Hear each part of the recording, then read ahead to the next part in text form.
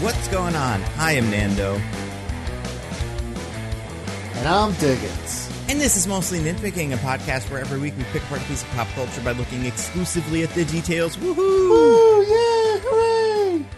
So, this week, we've got to talk about one of the biggest things of the year, we all hope. We're doing our best to spread the word, make it the biggest thing of the year, but also, you may notice one of our wonderful hosts is not here, and that is because a robot came and took him, and we haven't heard from him since. Yeah. DJ Chapman is he's just gone. He's been disappeared. We can only assume that he's in some kind of space jail as we speak. It's just where we always kind of thought he would end up. Yeah, I mean, he always talked about how much he loved committing space crimes. He runs everywhere. It's a problem. So, I understand how he got here. And he's a big Dolphins fan, so of course he would end up in Space Miami one day. That's right. I forgot about that. That it's Space Miami. Yeah, I haven't checked on the Dolphins. What happened to that guy that we all watched get humongous brain injury? Apparently he's back and being a quarterback everybody loves. I don't know what the state of his brain is, but I'm not really the person to ask. Yeah, I mean, I just don't get it. Like, I get it. He loves his football so much, he's got to keep doing it, but man, also, with the brain injury, it was really easy to talk him into it. That's true. Oh, man. Football's bad. But yeah, you're right. He's still going. And you know what? His last couple of games have been pretty good.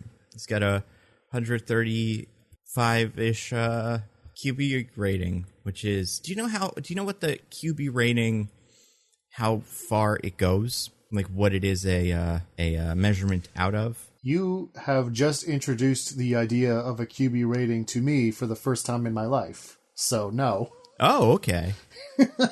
It's very stupid, but it ranks the quarterbacks, or not ranks them, but it judges the quarterbacks based on their all of their stats together. You all get their a metrics, score.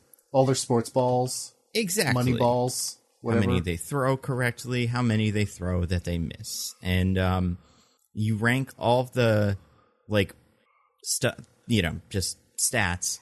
And you get to a number that I'm trying to look up because I just want to make sure is correct. It's 17.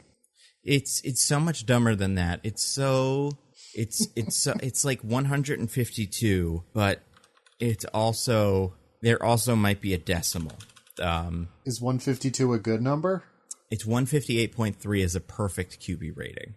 I'm going to put in our chat... What? I know. I'm going to put in our chat the mathematical formula that they use to... or part of the formula, I guess, that they use to determine what it is.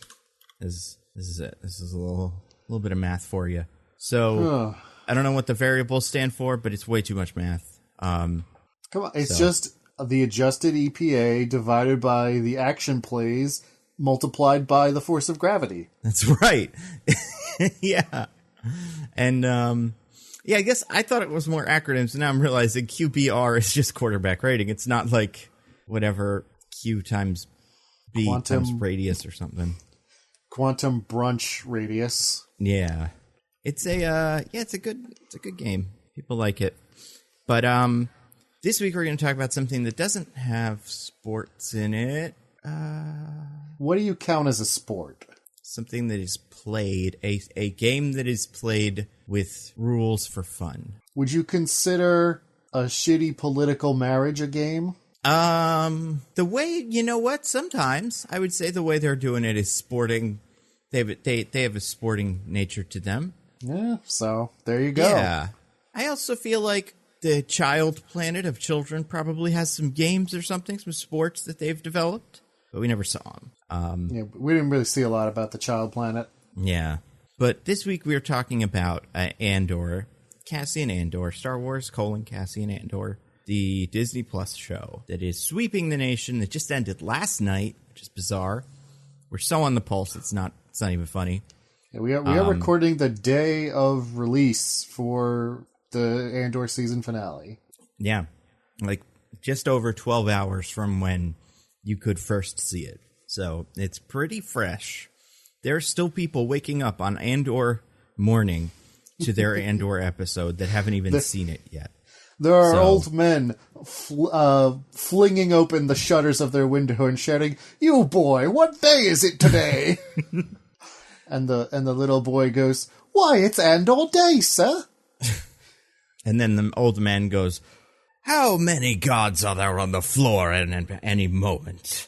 And then the little boy says, "Never more than 12, sir." And then that's it. That's all he says. Then it's not too late. Yeah. "No one's watching us," says Bob Cratchit.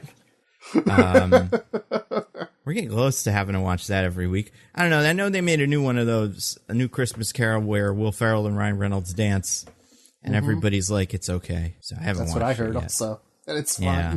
This will be the first year we can watch the Muppets Christmas Carol with that deleted song. So that'll be fun. That's true. They finally recovered that.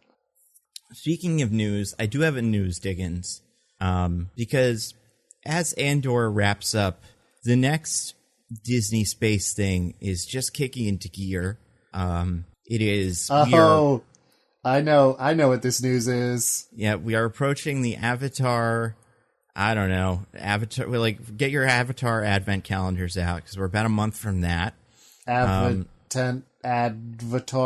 Yeah, exactly. And I want to just also, can we talk about how weird is it that movie is called Avatar? Like, because it's like about that's the technology that they use to stick the guy in the thing. But from now on, they're not avatars. He's just that. Maybe there are going to be avatars in this movie, and it's going to be... That's like the twist. Yeah, and then it's like, you find out that his kid is like an avatar of somebody or something like that. That would be good. It's an avatar of Sigourney Weaver from the first movie. Yeah. And my prediction will be true. That's so dumb. Oh, it's so dumb. I hate it. I mean, it'll be cool. Who knows? Well, I don't want to say bad things, because this week's news is an interview that James Cameron had with GQ, apparently, where he said he was, this is a quote, he revealed he was approached by a particular executive he did not name, who pleaded with him to trim the film's lengthy runtime in its build-up to its theatrical release. And he said, and I quote, "I said something I've never said to anyone else in the business. I think this movie is going to make all the fucking money. And when it does, it's going to be too late for you to say you love the film. The time for you to love the movie is today. So I'm not asking you to say something you don't feel, but just know that I will always know that no matter how complimentary you are about the movie in the future, when it makes all the money." And he said the exec flipped out and went bug shit on me, so he told him to get the fuck out of my office. It's insane. So. Honestly, and this is a story about the original respect. Avatar, by the way. I didn't make that super clear. So it is a movie that was already a big money making hit. Okay. I thought you were saying he said this about Avatar 2. I may have made it sound like that originally, but yeah, this was the first Avatar movie. But I guess we just found out because he was doing interviews about the newest one. And so, yeah. Incredible. It's amazing. And this is the man who, I believe, had to have been James Cameron, had the Aliens pitch. If you've heard the Aliens pitch, right, Diggins? I don't think so. What's the Aliens pitch? So this is and this is like one of those silly Hollywood legends. I think I know, but tell it anyway because it is a funny story. Yeah, he just went into a room with all the execs and stuff, wrote the word alien on the board, and then put the S and then made it a $sign, and then that was the pitch. Yeah. So like, I do think it's funny how much he's just like, this movie's going to make so much money. It's going to be insane, you guys. Don't even worry about it. I'll make it. It'll be good, and we'll make lots of money. We'll all be rich. It's like what they say on Entourage, but it's real. I thought you were going to mention the other thing he said in this round of interviews. No, what was the other thing? Is like in order for Avatar 2 to be profitable, it would have to make like $2 billion or something insane. It'd have to be the best performing movie ever. Yeah, it has to be it has to be the third or fourth highest grossing movie of all time to break even. And it might. I don't know. I mean, the first one was the highest grossing movie of all time when it was released. Yeah, it all depends on if it's good. then I think it will be. If it's bad, like I think if it comes out of the gate with like a 50 Rotten Tomatoes score, it probably won't be. But if it rocks like an 80 and people have enough, it gets everybody who's like, I gotta see if it's any good, then I think it will make that much money. I mean, whatever latent parasite caused us all to develop Avatar mania for a period of about 4 months, just reactivates, then, that success is pretty much guaranteed. Now, they do say one of the factors that made Avatar so much money was that you had to see in 3D, to get the full experience, and that will not be an option for most people now. I'm so glad that 3D is dead. Yeah, it's great. I like all the IMAX stuff. Thank you, Christopher Nolan, for doing a commercial for IMAX in every movie and making everybody love filming with IMAX cameras, because that, I think, is good. And most of the rest of this, though, all the other gimmicks with the four-dimension theaters and stuff, they don't really work. You don't like having water splashed in your face while sweat flies off of the Rock's pecs? I kind of, honestly, I would go to one of those if I knew they changed the water daily or something. But it's got to be the gunkiest water imaginable. Oh, God. It's coming from the floor, basically, of a movie theater. How clean can it possibly be? But also, I just remembered when I said my Avatar thing that James Cameron was a character on Avatar for a while because he produced an Aquaman movie within the Entourage-verse, excuse me. He was an Entourage character, so maybe that's where he learned it. Maybe he did Entourage. He was like, you know what, fuck it. This is what the industry is. Let's just embrace our truth. Yes. Everyone is always saying that no show is more true to the Hollywood business than Entourage. It's a good show, except it's terrible. But I don't know. It's pretty cool. Remember how Ronda Rousey is in the movie? I believe it. I don't remember where she is. She's one of them wants her to be his girlfriend, right? I mean, probably. I'm sure. I can't imagine a woman looking like Ronda Rousey can walk into an Avatar scene and not become the object of at least one of their affections. I can't imagine which one it would be. Entourage? Or Entourage, damn it. Yeah, they're tied together in my head now. And honestly, you know what? Avatar could use a little Entourage. Just like if there was all the guys and then Turtle and Johnny Drama, just whoa, what's that? Oh my God. What are these fucking big blue guys? Tyrannosaurus. Yeah, be great. Ari could be the bad guy, come in a mech suit, fire everybody or something. I don't know. Pretty cool.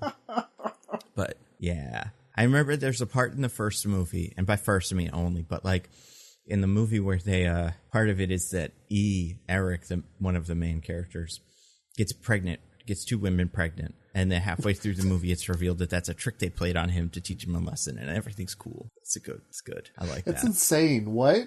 Yeah. It's, I mean, I would never wish the Entourage movie on anybody. But I do think that as a plot point is a good kind of idea of what you're getting. You're getting this insane fantasy by Mark Wahlberg specifically, Father Stu himself. And he's in the movie. He walks by Vinny Chase and he's like, hey, you. And it's supposed to be a cheeky little reference. I feel like we've talked about the Entourage movie enough now that it is going to be cursed upon us by a listener one day. Yeah, I mean, honestly, it's been so long that I feel like a lot of the big plot points I can't remember. But because it's Entourage, I can put them together. There's some movie or something, and Vinny can't do it, but then he can. He gets married, I think. The other two just kind of fuck around in the background. Scott Kahn's probably in it. I don't remember. He got introduced late in the game. And Ari's probably really, I don't think he learns his lesson about homophobia, so. I don't think anyone learns anything that could be called a lesson in any Entourage media. I think their girlfriends do, and it's to let them be their Entourage selves, and that is the ultimate path to happiness. But yeah, none of the guys in Entourage do. So yeah, it's a show. It might be the anti-Andor. That's true. Because it's glamorous and it has nothing to say, and everybody watched it, and it ran for 80 seasons or something insane like that. Yeah, all of its stars crashed and burned and never made it out. I mean, which I don't think will be the case here. We don't know of that about anyone. I mean, I guess Diego Luna is kind of already a star, and so is Stellan Skarsgård. That's true. But we don't know what's going to happen to anyone else. I think I've heard rumors. I don't think this is true, or like confirmed, but I've heard rumors that Diego Luna is in the running for Mr. Fantastic, which I don't think he's quite suited for. But I like Diego Luna too much for him to be Mr. Fantastic. Exactly, he's too nice and too kind of like down to earth. I feel like in a way that Mr. Fantastic's got to kind of have his head in the clouds, but also, yeah, I don't know. He doesn't quite feel it for me, but I think it proves that he's a guy. He's going to be a big star, big hotshot in the future. Well, not according to Quentin Tarantino. Why? What did Quentin Tarantino say? Does he hate him? No, not about Diego Luna. Oh, right. Well, I didn't hear the Quentin Tarantino thing. Now, whenever I got the Simu Liu browser extension that blocks any page that mentions him or Martin Scorsese. I don't know where that came from the other day, but interesting. I mean, interesting choice. Honestly, I don't think he's entirely wrong about what he said, which is that big corporations want the star to be an IP that they entirely control instead of a human being. Oh, for sure. Yeah. I think most of what Tarantino said, from what I read, feels right. Like, I can't see anybody arguing with it. Especially like Simu Liu, who's been in one of these and is not a household name, but Shang-Chi is a household name. Like, it's such a... I think you could make the case that like maybe a Chris Evans or Chris Hemsworth is kind of broken through in a way that's like, well, he is kind of a star, but like not you, Simu Liu. Well, I think that's why Simu Liu has to be the one out there leading the charge on this, because the Chris Evans and the Chris Hemsworth can sit back and be like, I don't have to protect my role here, because I am kind of a thing outside of the role at this point. And Simu Liu, he's not there yet. It's true. It's weird, too, because, like, I feel like people were, and I understand, want to come out for Simu. He seems cool. And I understand wanting to come out against Scorsese because he's just history's greatest monster. Exactly, yeah. All the evil things he ate all those children. But also, he's just like, he's kind of... He doesn't seem to have ever gotten the Marvel thing, or I don't know. He's not like... I understand he feels like he's coming from the outside punching in. Quentin Tarantino is a huge comic book fan.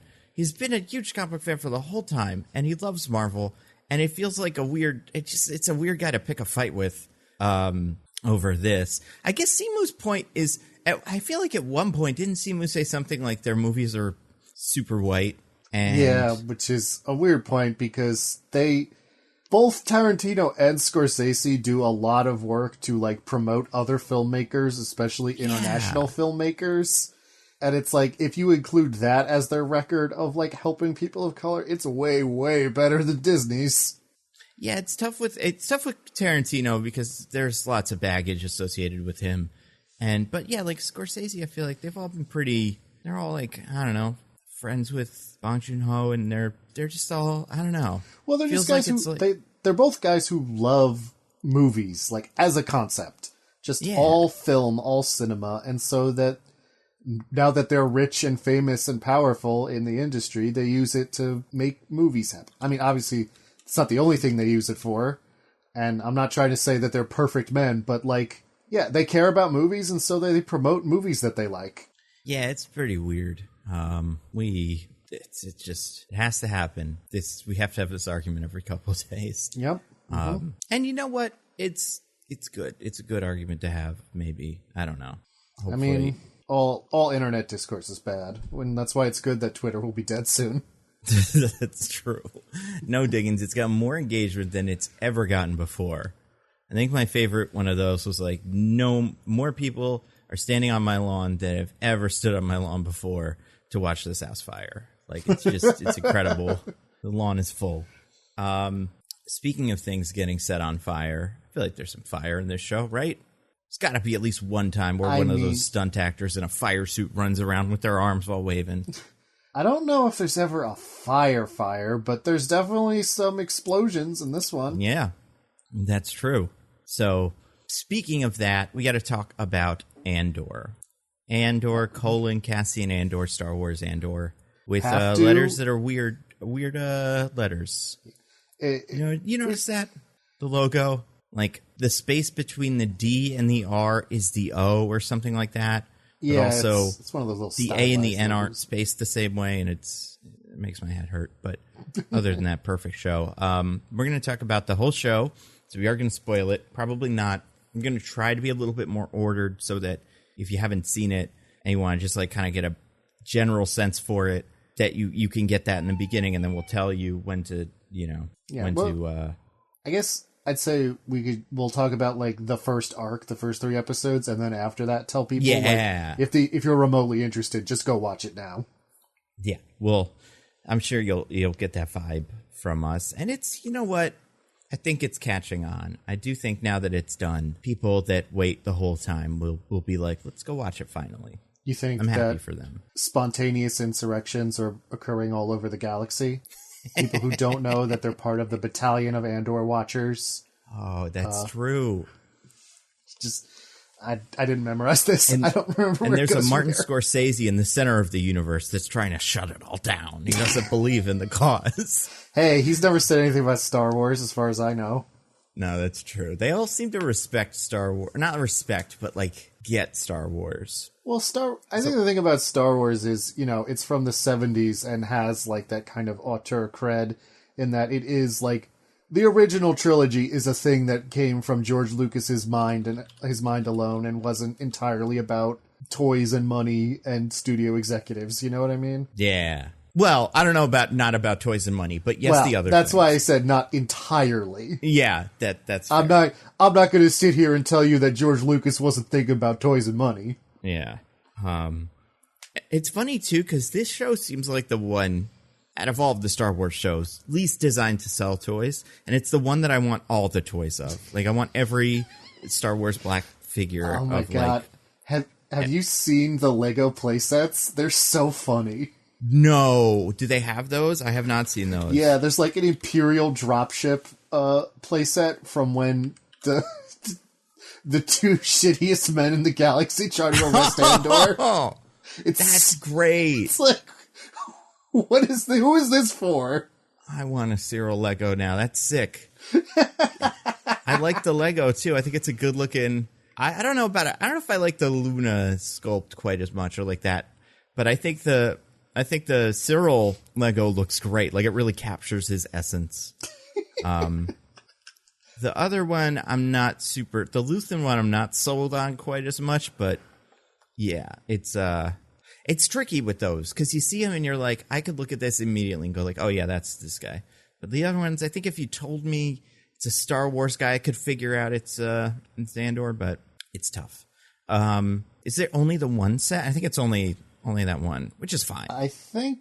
Yeah, it's just the Andor ambush. Yeah. Andor ambush on Ferric's vehicle. A lot of the times they do make one of those later too. Like they will, make a set next year to come out because they don't want to spoil certain things.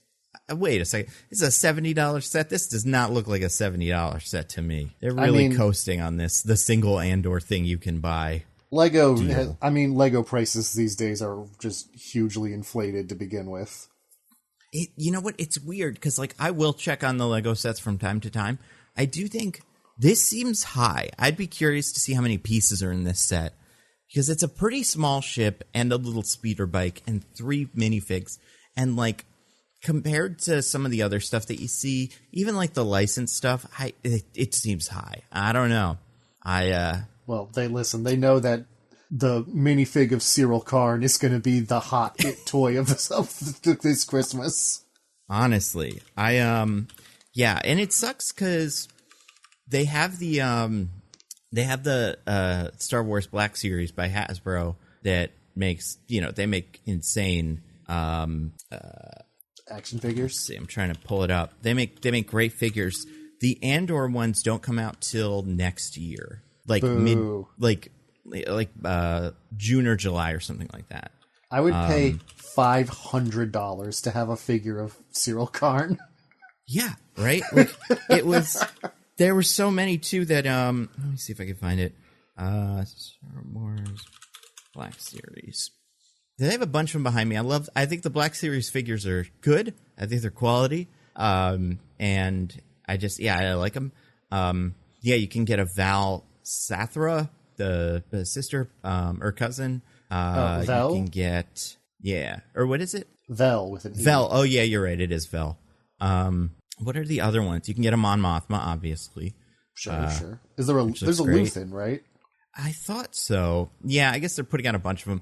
Yeah, so you can get, there's a 2-pack. This one they usually cost $25. This one is $55, and it is a very nice Cassian and B2EMO. So that one's paying a little bit more for that, but that's how you get the droid.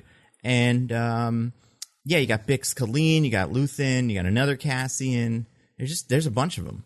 I love B2EMO. I so far there does not seem to be a Syril yet, but I'm sure they'll come up with one. Because how could they deprive us?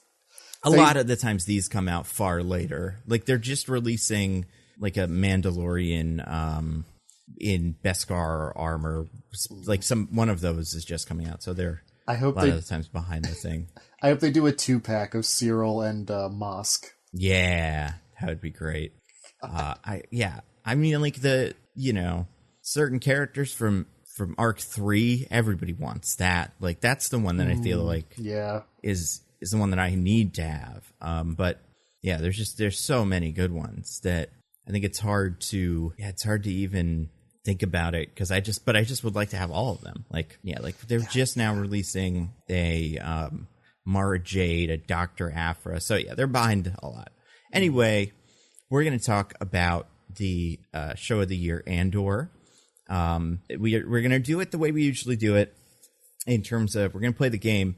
Obviously, no DJ. Like we said, he was running too fast and he got abducted by a big robot. Mm-hmm. And we haven't heard from him since. We're going to do it where we both guess what I'm assuming is the whole series, summary on IMDb, which usually exists.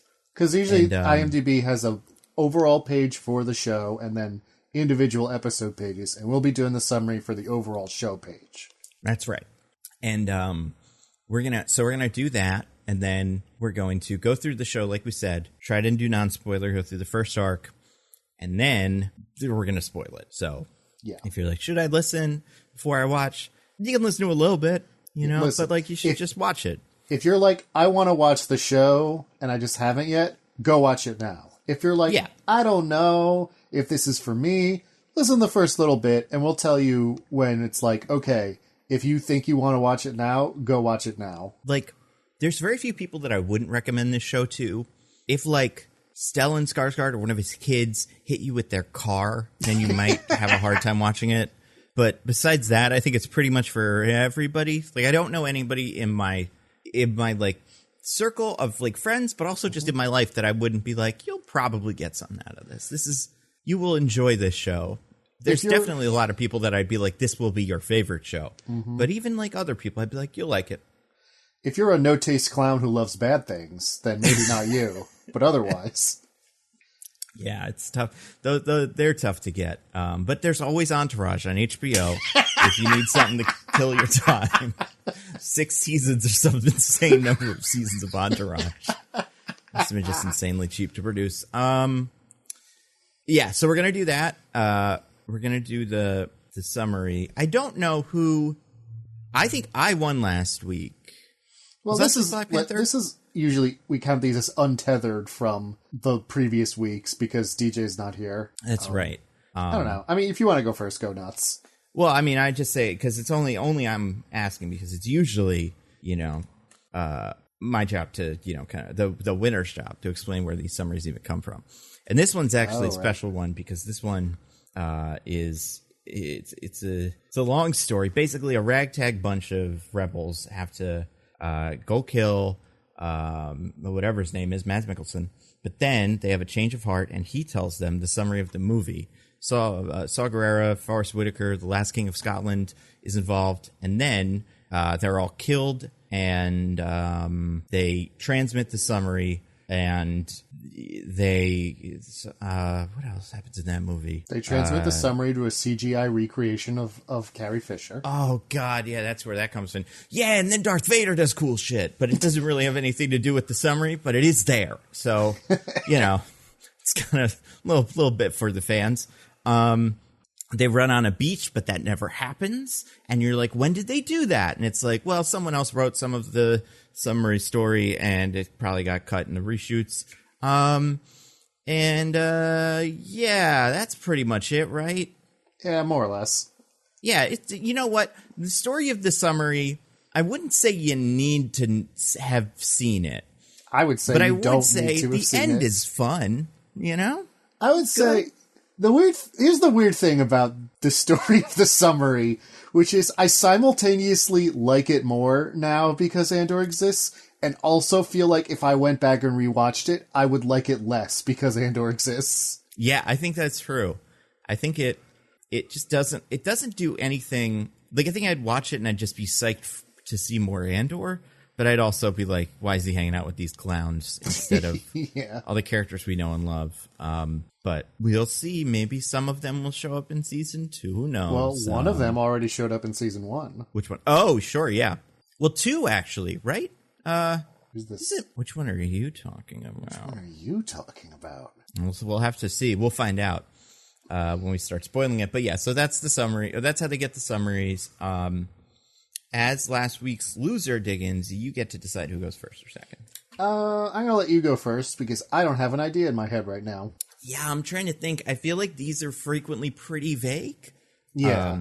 So I'm going to say the story of Cassian Andor joining the rebellion before the events of Rogue One. Ooh, real cut and dry. Yeah, I think that's all they would say. Because honestly, I'm even having seen the whole show, I'm like, what is it? How would you describe this? And it's so... There's a lot that goes on, but I just don't see a lot of it making it into the summary. Yeah, What about you? Here, I'm going to open it up so I can see what it was. Okay. While you're doing that, I'm going to give mine. I'm going to go with the story of Cassian Andor's journey from Cassian Andor's journey from petty thief to a member of the legendary Rogue One. Okay. So I've got it in front of me. I'm going to read it to you. We'll see who. I don't know. This is tough. It reads, prequel series to Rogue One. In an era filled with danger, deception, and intrigue, Cassian will embark on the path that is destined to turn him into a rebel hero. Huh. I have to listen to mine again because I don't remember what I said. But we both said Rogue One. We both said his full name, which was wrong. Yeah. And the part that they said was Cassian and not Andor. Right. Oh, I mean, it's that part's implied. But yeah, that is. And then we both, I feel like, said something about become a rebel or whatever. I don't remember how I phrased it. I said he becomes a member of the legendary Rogue One. So I didn't say the word rebel, if that's how we want to adjudicate this. Yeah, I think I said rebellion. You did. But I don't remember. So that helps. Did you say danger, deception, and intrigue? I can't remember. I did not say any of those words, no. Damn. That would have helped you big time. I do like that it just starts with the sentence, matter of fact, prequel series to Rogue One. Like, what a fucking... what a horrible way to sell this.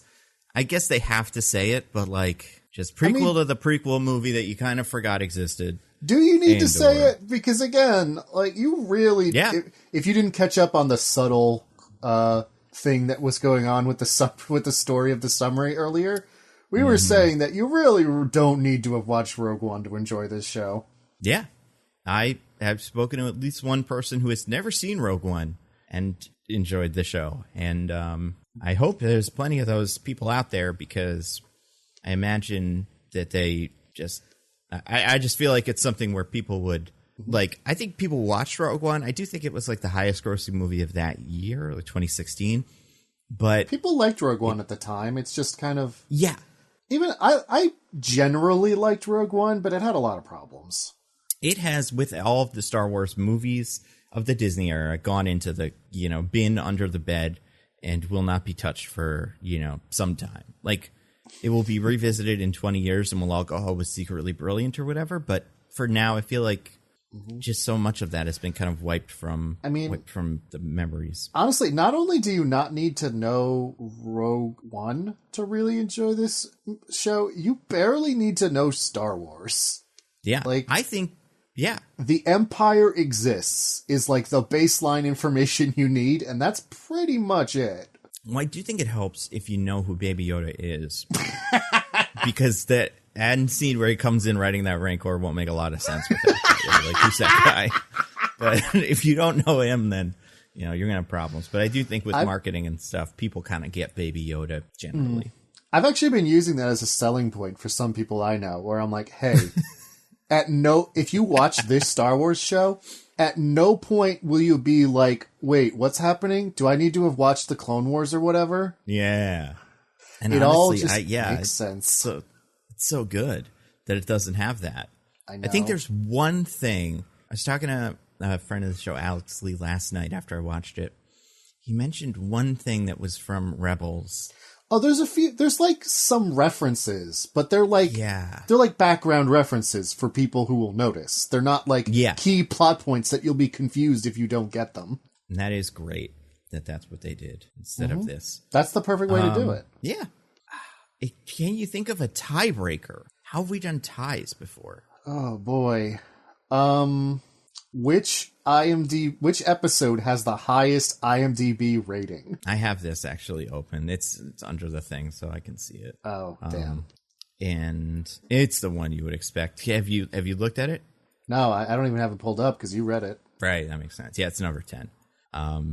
It's a 9.5. I would imagine a lot of them are pretty high up there because number 12 currently is 9.3, and I mean, every episode of the show is excellent. So yeah, I mean, the ratings do improve dramatically after Arc 1. So episodes 1 and 2 are both 7.3 and 7.4. And then episode 3, 8.6, and then it's like, all right, we're kicking into high gear. You want to do like a toss up kind of runtime of one episode? Yeah, sure. I think that's what we did last time, wasn't it? Yeah. So let's pick one like episode 4. It's been a while since we've seen. Okay. And well, you went first with the summary, so you can go first. Okay. I'm gonna say, I don't even know what the average runtime for an episode like this is. I'm gonna say it runs. I'm going to say a flat 45. And this is the episode called Aldhani. I'm reading right now. Yeah, that's the setup episode for the Aldhani arc. Yeah, okay, so I have it in front of me. I can see what it says. Okay, you said flat 45. Yep, 45 minutes.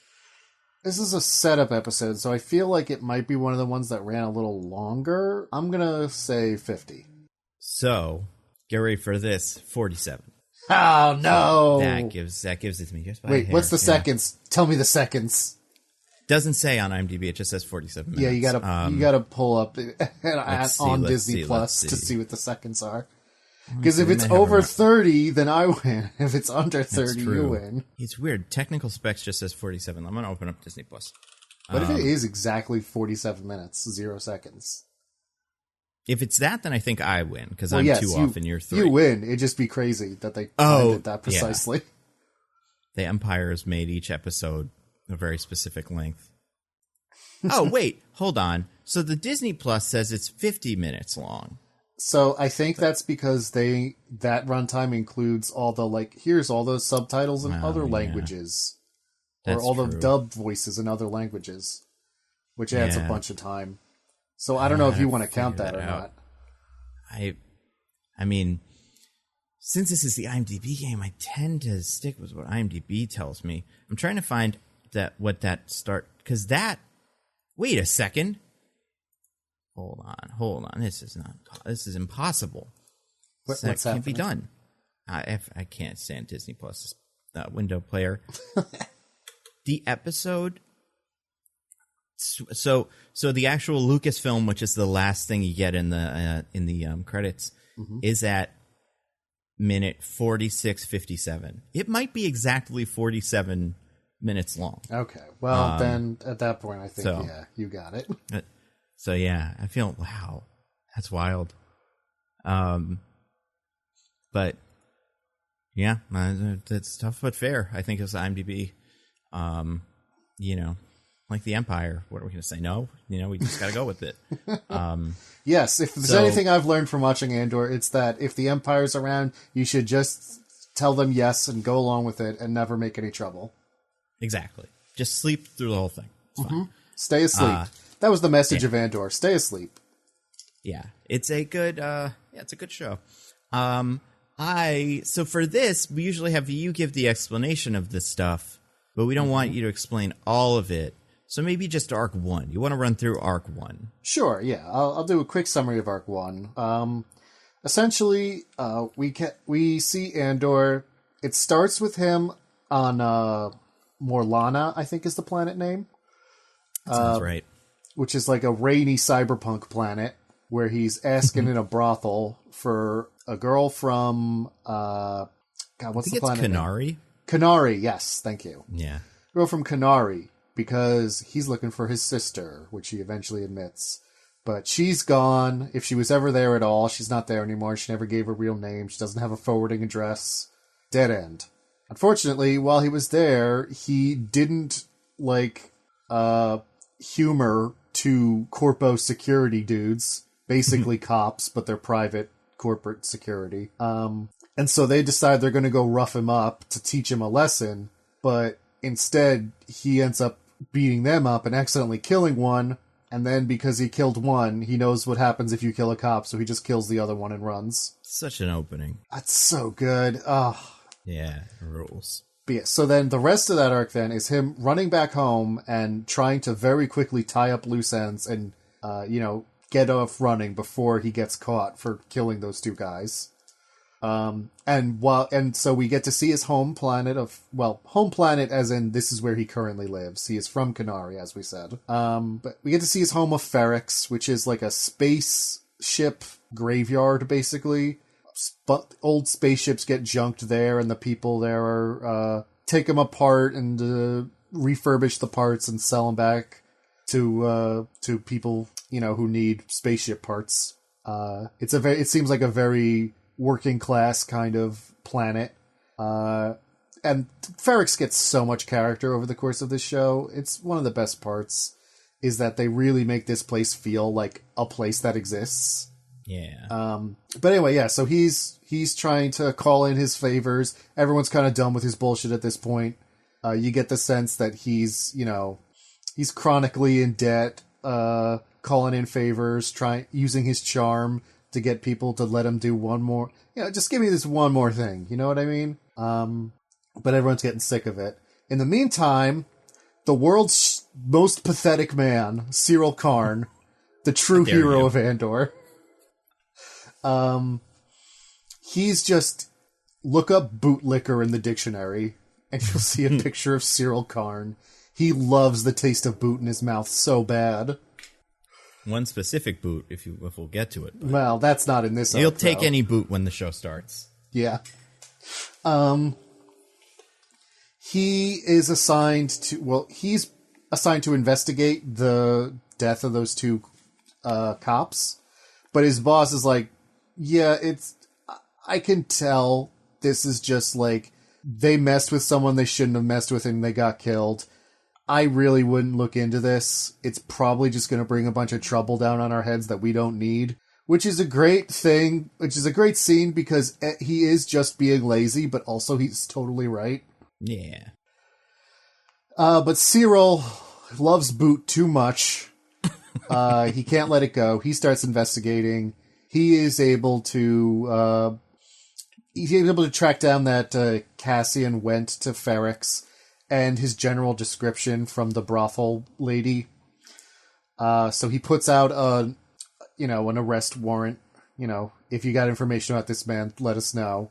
And Cassian's ex-girlfriend, Bix, her new boyfriend, with the incredible Star Wars name of Tim. Oh my god, you're right. I forgot that's what his name was. Tim with 2 M's. That's what makes it Star Wars. Oh, never mind. That's pretty cool, yeah. Tim, who's gotten pretty jealous of Cassian. Well, it's weird. It's like a mixture. I say weird, but weird in a good way. it's a mixture of he's jealous of Cassian, and also every time Cassian comes around, Bix gets annoyed because he's calling in more favors. So he's kind of like sick of seeing Cassian around and Bix getting agitated, but also he knows that there's a spark there that he doesn't have with her. But she still likes him better because Cassian is a deadbeat. The show's so good. Anyway, he gets drunk one night and gets sick of it, and he calls the Corpos and tells them where Andor is, which leads to they come down to arrest him.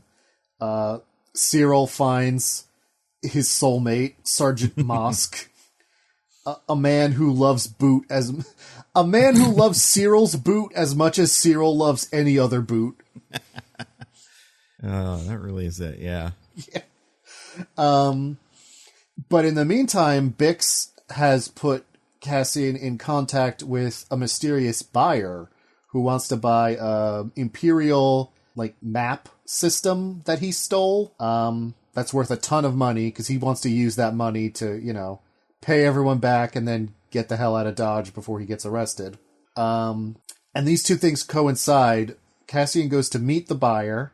Turns out to be a man named Luthen Rael, who seems to be a member of some kind of incipient resistance or rebellion, if you will, against the Empire. And he didn't come to buy the Stars map, although he'll gladly take it. He came for Andor because he can tell that Andor is a guy who not only is very skilled at spy type work, but is also a man who his background and life lead him to be a person who hates the Empire, both of which are entirely true.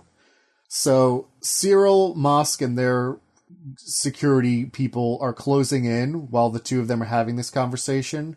But between their own skills, the security guards' unfamiliarity with Ferrix, and the interference of all the people on Ferrix who don't directly interfere with any of them, really, but they start an alarm. Basically, people start running around.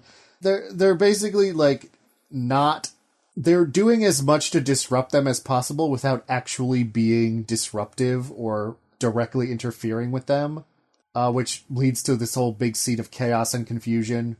Bix goes out to try to warn Cassian because she finds out that Tim sold him out, but she gets stopped by some Imperials, and Tim tries to save her, and he gets shot for his trouble.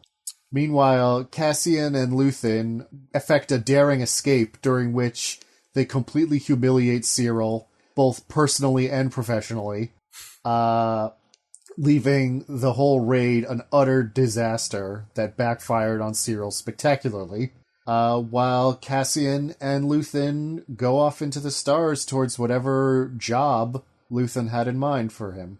And that is where episode 3 ends. So good. I forgot about all that cool stuff you said. Now I remember it. There's also flashbacks about Cassian's childhood, where he seems to have grown up on the planet of Kenari, which was, not developed, I guess is how you would put it. They were like a tribe of children living there, him and a bunch of other kids. But then a ship crashes, which is interesting to think about that. It's probably a Republic ship, because this is, given how old he is, this was before the Empire formed. Oh, yeah, I guess that's true. Mm-hmm. But a ship crash lands, seems to spread some kind of poison that killed a bunch of the people on it. But also, there's one guy alive who tries to shoot them, so the kids kill that guy. But Cassian is the only one who decides to go into the ship and explore it a little bit, where he gets found by Marva and Clem, two, what do you call that? People who go to crash ship sites and, scavenge. Two scavengers. Scavengers, yeah. I don't know if there's a formal word for it. Yeah. I couldn't think of the word scavengers, and then I said scavenge, and I was like, that was it. Yeah. Basically two ship scavengers who they get their little robot, B2 Emo, another incredible character, tells them that a Republic ship is going to check in on this, and they're like, oh, we got to get out of here before they get there. Also, these kids killed a Republic officer, and so they're probably going to kill all these children. So they, like, knock Cassian out and take him with them, which is how he ends up on Ferrix. And so that's kind of woven throughout these 3 episodes as flashbacks, that backstory. Yeah, that's pretty much the whole thing. I mean, the whole beginning thing. Yeah, the whole first 3 episodes.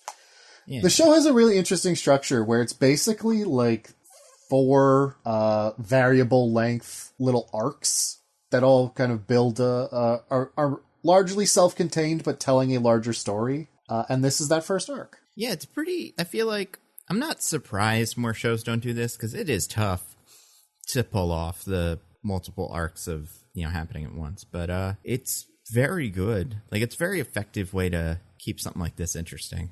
Because that has always been the problem with these shows that are like, 12, 13, 14 episodes long. It's like they just keep going and going and going. And by the end, you're like, what did we even start with? But with this, it's very, very well organized. I hope someone from the CW was watching Andor. Learn a valuable lesson about this. 'Cause, yeah, it was cool. And that is just the first 3 out of 10, or 12 episodes, excuse me. Yes. It's a 12-episode season, and there's going to be a season 2. Yeah, started filming yesterday. So plenty of more secrets. But season 2 is the last one as well. It's just like 2 and done. Although I could see them going like, you know what, let's do Mothma Origins or something like that. Let's do some other character. Luthen Origins that's the one people are going to want, I think. Oh yeah, that's true. I could also see it wouldn't be the same show, but like another Rogue One character maybe. Like, you could do Saw Gerrera, but you could do like the Chirrut Imwe or whatever. Well, I don't know if that one would be as interesting of him just sitting around guarding the temple, but like you could do it. I don't know. We do already more or less know the Saw Gerrera origins. It's in those other shows. In the game, I think, too, right? Pops up everywhere. Yeah, he's one of those characters that gets used a lot, and to varying degrees of being well-written or not. Yeah. Speaking of well-written, this show is written by, and like was put together by Tony Gilroy, who, besides being from other stuff, is the guy that came in and fixed Rogue One, I believe? Or like, not fixed necessarily, who knows, but like reworked bits of Rogue One. Yeah, he did like the rewrites, reshoots, I think. So if you're like, why Cassian Andor, that's probably it. Or at least why Tony Gilroy for Cassian Andor. Because he had some experience with the character. And Tony Gilroy is like a very interesting, I'm looking at his IMDb now. He wrote like the Jason Bourne movies, the screenplays obviously because they're books, adapted Armageddon, The Devil's Advocate, what was the other one here? Michael Clayton, and The Great Wall. So some good ones, some bad ones. I didn't see Great Wall. I heard not amazing things, but mostly interesting at least. So yeah, an interesting like Star Wars guy. Like it's not that one guy who does all the Star Wars now, whose name I can't remember. It's somebody Dave Filoni. Else. Yeah, it's not Dave Filoni, so isn't that interesting? It's not Dave Filoni or Jon Favreau. Yeah. Those are the 2 guys right now. Yeah. And, it's pretty cool. It's pretty cool. I mean, no knock on Jon Favreau or Dave Filoni, but I'm glad it's someone different because it's something different, It's, again, that's just like a huge part of the appeal, I think. I mean, obviously, if it hadn't been as well written and acted and directed and everything as it is, then just being something different wouldn't have made it incredible on its own. But just have that feeling of fresh air, that kind of like... There was always this promise with the Disney Plus stuff, with not just the Disney Plus stuff, but Disney with Star Wars in general, where it's like, yeah, we're going to do a new trilogy, but we're going to do lots of other stuff too. We're going to do the Solo movie, we're going to do Rogue One, we're going to do The Mandalorian. It's all going to be like different stuff in the Star Wars universe. That's all going to feel different. And in the end, most of it feels the same and is about the same stuff. Yeah. Over and over again. And this is the first time where I really feel like, oh, you really are just doing something different with that's still recognizably part of the Star Wars universe. Yeah, it's tough because like and I think this has always been the question at the heart of like what the Star Wars universe is like what, not like what the Star Wars universe is, but what is and is not. What are the bounds for what makes sense as a spin-off in Star Wars, and what doesn't?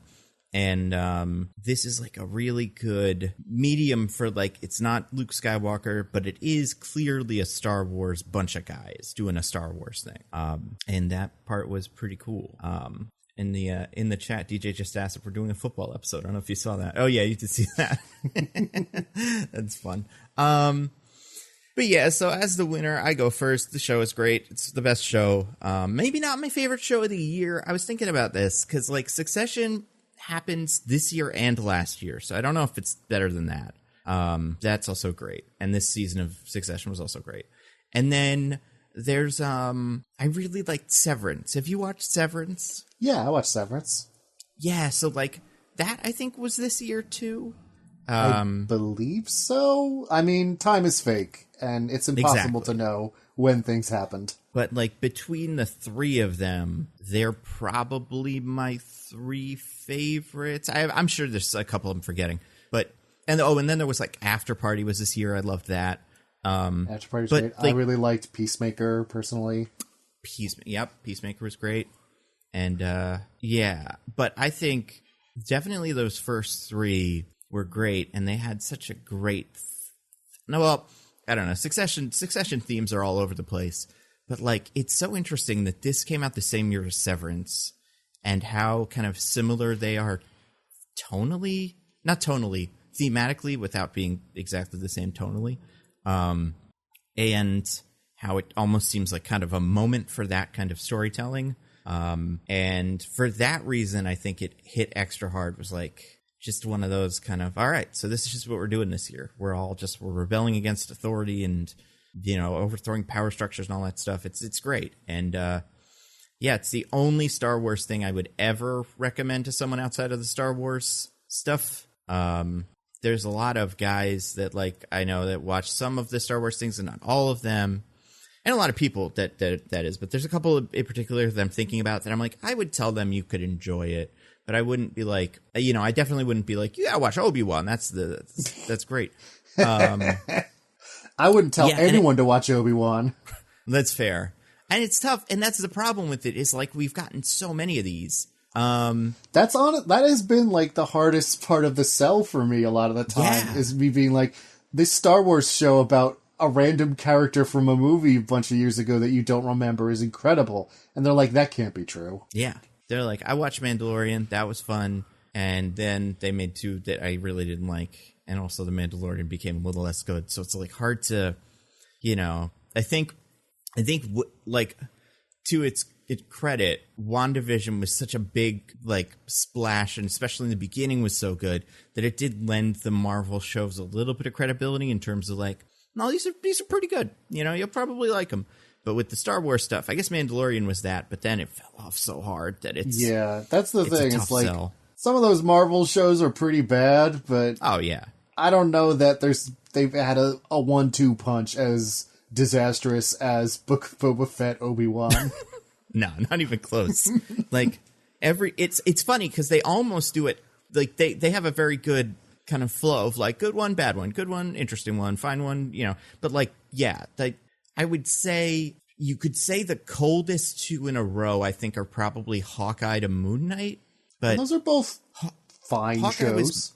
Hawkeye was fine, and Moon Knight was interesting when it was interesting, and it was also fine. I don't think any of them besides Captain Falcon have been ones that I would be like, don't bother. What If is a tough sell, I guess. But like having WandaVision, Captain Falcon, which I think a lot of people liked and was fine, and then Loki as the first three really like helped them get a little bit of like clout.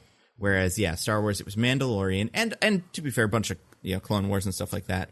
But then Boba Fett. Yeah, but those are. I mean, listen, we know the score here. We know cartoons are good, and there can be really interesting and compelling cartoon shows and movies, even for adults. But that is still very much a minority view, and the fact that those shows are cartoon shows marketed primarily towards children means that most people are not going to watch them. I think you said stuff, but I couldn't hear anything but goo goo gaga for like a minute. So I'm not sure what you meant, but I'm assuming you were saying good things about animation. And listen, it's like, yeah, it's tough. I think I've shown people bits of Clone Wars and been like, this is one of the good ones. Isn't this fun? And they're like, yeah, this is fun. But it's such a hard show to be like, it's good, especially episodes 1, 5, 8, 9, and 10. And these 4 don't actually come in any specific order. It's just, it's messy. That's the thing. Anyway, anytime someone has told me to watch that show, they're like, oh, but skip these episodes. And I'm like, I don't want to do that. Yeah. I don't want to consult a guide to know what parts of the show are worth watching. It would be cool if Disney would just do that. Would just like be like, these are the 10 good ones. This is a playlist. Just turn that on and they'll all go. But they have not done that yet. Maybe someday though. But yeah, Andor's the best one. It's probably the best thing that's ever come out of Star Wars. Besides just like the idea of blockbuster action movies and like, but like, even for its time, like Star Wars was pretty innovative and cool. And like, it was the best thing out there. But like, this is also so good for its time. Like there aren't really any shows like this right now, telling these kind of stories with this kind of sci-fi aesthetic and stuff like that. Certainly none doing it this well. Yeah, I'm trying to think if there's ever been any, like the thing that it reminds me of the most, obviously it's not the same tonally, but like Firefly, Entourage. It's kind of doing Firefly a little bit, where it's got that grungy space kind of guys just trying to survive, man. But it's so much more interesting than that. Yeah, I can see there's some shared DNA there. Firefly is very much like a, serialized episode of the week kind of show, though. Yeah. And this is, I mean, Andor has episodes, which is a thing I complain a lot about when we talk about TV shows on this podcast. It's just that so many streaming shows don't have episodes. They just take a thing and chop it up. Yeah. Andor has episodes that are centered around a theme, have their own like arcs and ideas going on, and they all just tie together into a cohesive whole. But there's also, it's very much the point is that there's an overarching narrative, whereas Firefly is like, you could drop in on any episode and it's probably fine. For sure. And it's so yeah, Andor's the best one. People should watch it. They probably, like, everybody should watch it because you like it. But also, if you listen to us say this 50 times and you're not convinced, I don't know what it's going to take. Yeah, but I don't know what to tell you. It. Yeah. What about you, Diggins? What did you think of Cassian Andor Star Wars story? I mean, I've said it so many times. The show's incredible. I couldn't believe... I was one of those people. When this show came out, I was like, I don't want to watch a prequel show about Cassian Andor, a character I barely remember from Rogue One. And then I just kept hearing so many good things about it that eventually I was like, all right, I'll give it a shot. And I watched those first 3 episodes, and it blew my mind that the same Disney Plus who gave us everything else they've made gave us this show. It's so timely, it's so sharp, it's so...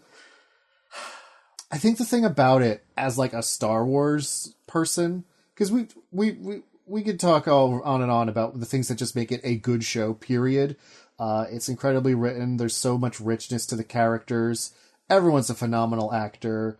I mean, Diego Luna, what he could do with just like his eyes on this show, because like this is a relatively subtle show. There's a lot that goes on that is not stated or directly, told to the audience, and like you get so much of that just from his performance, the things going through his mind, what he's thinking and feeling in any given moment.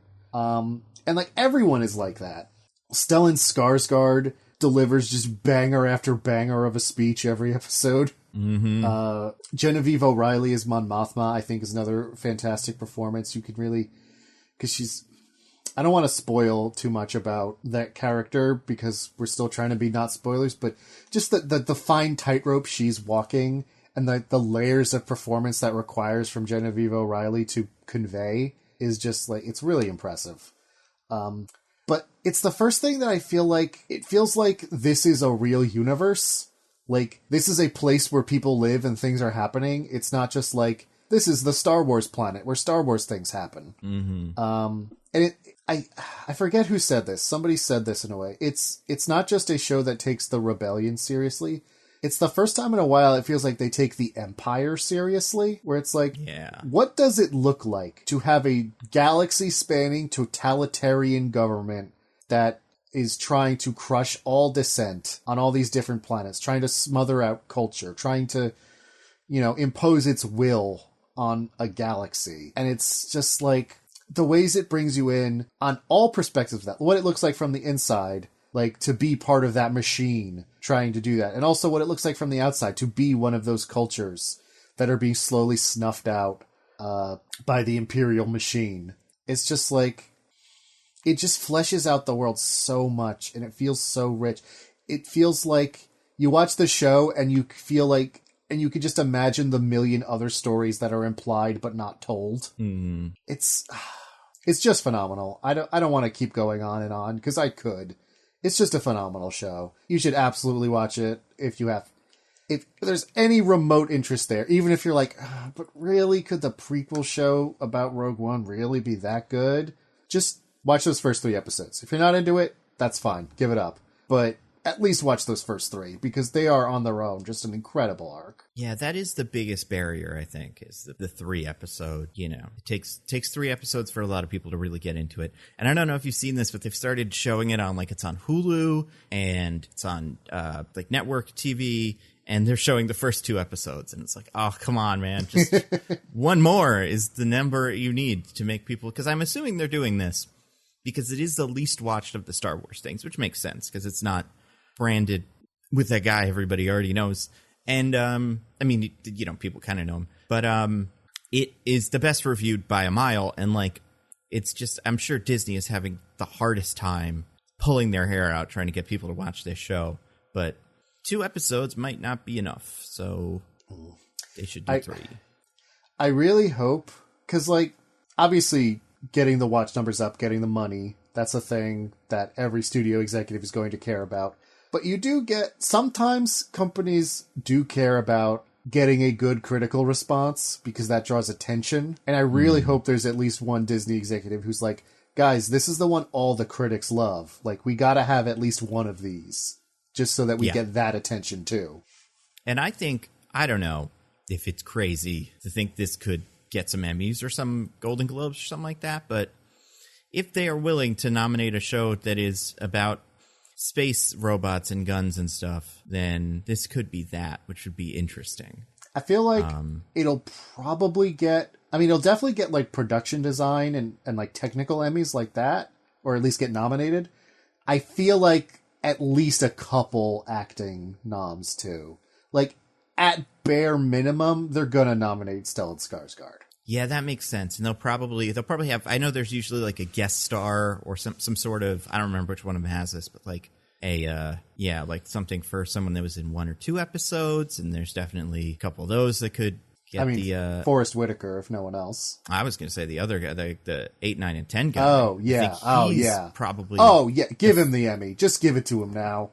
Yeah. It's really just tough because it's just like how much credit is the Academy willing to give a Star Wars TV show? Not the Academy, but whoever, the Hollywood Foreign Press Association or whoever does the Emmys. I don't know the name off the top of my head. And if they do, then if they give them credit, then that's great and well-deserved. But if not, it's a tragedy and it's, feel free to have a big revolt in the streets or whatever. I feel like like I was saying, there are shows like Severance, although I think that would have been last year's Emmys. But like, there's a lot of shows that I do think are very, very good. I don't know. I think I'm the first person to notice this. We live in the time of peak TV. There's just so many good things on TV. Wow, really? Did you just come up with that phrase right now? Yeah, I would say it might even be the golden age of television. Huh. No, maybe. Yeah, wow. You know what? I think it is. Well, you should make sure to get out there and like start putting that online so that people know to credit that to you. Yeah, I might write a book, and it'll be too long if you ask me. But I don't know. I read a book that was about the golden age of television, and I was like, this is fine.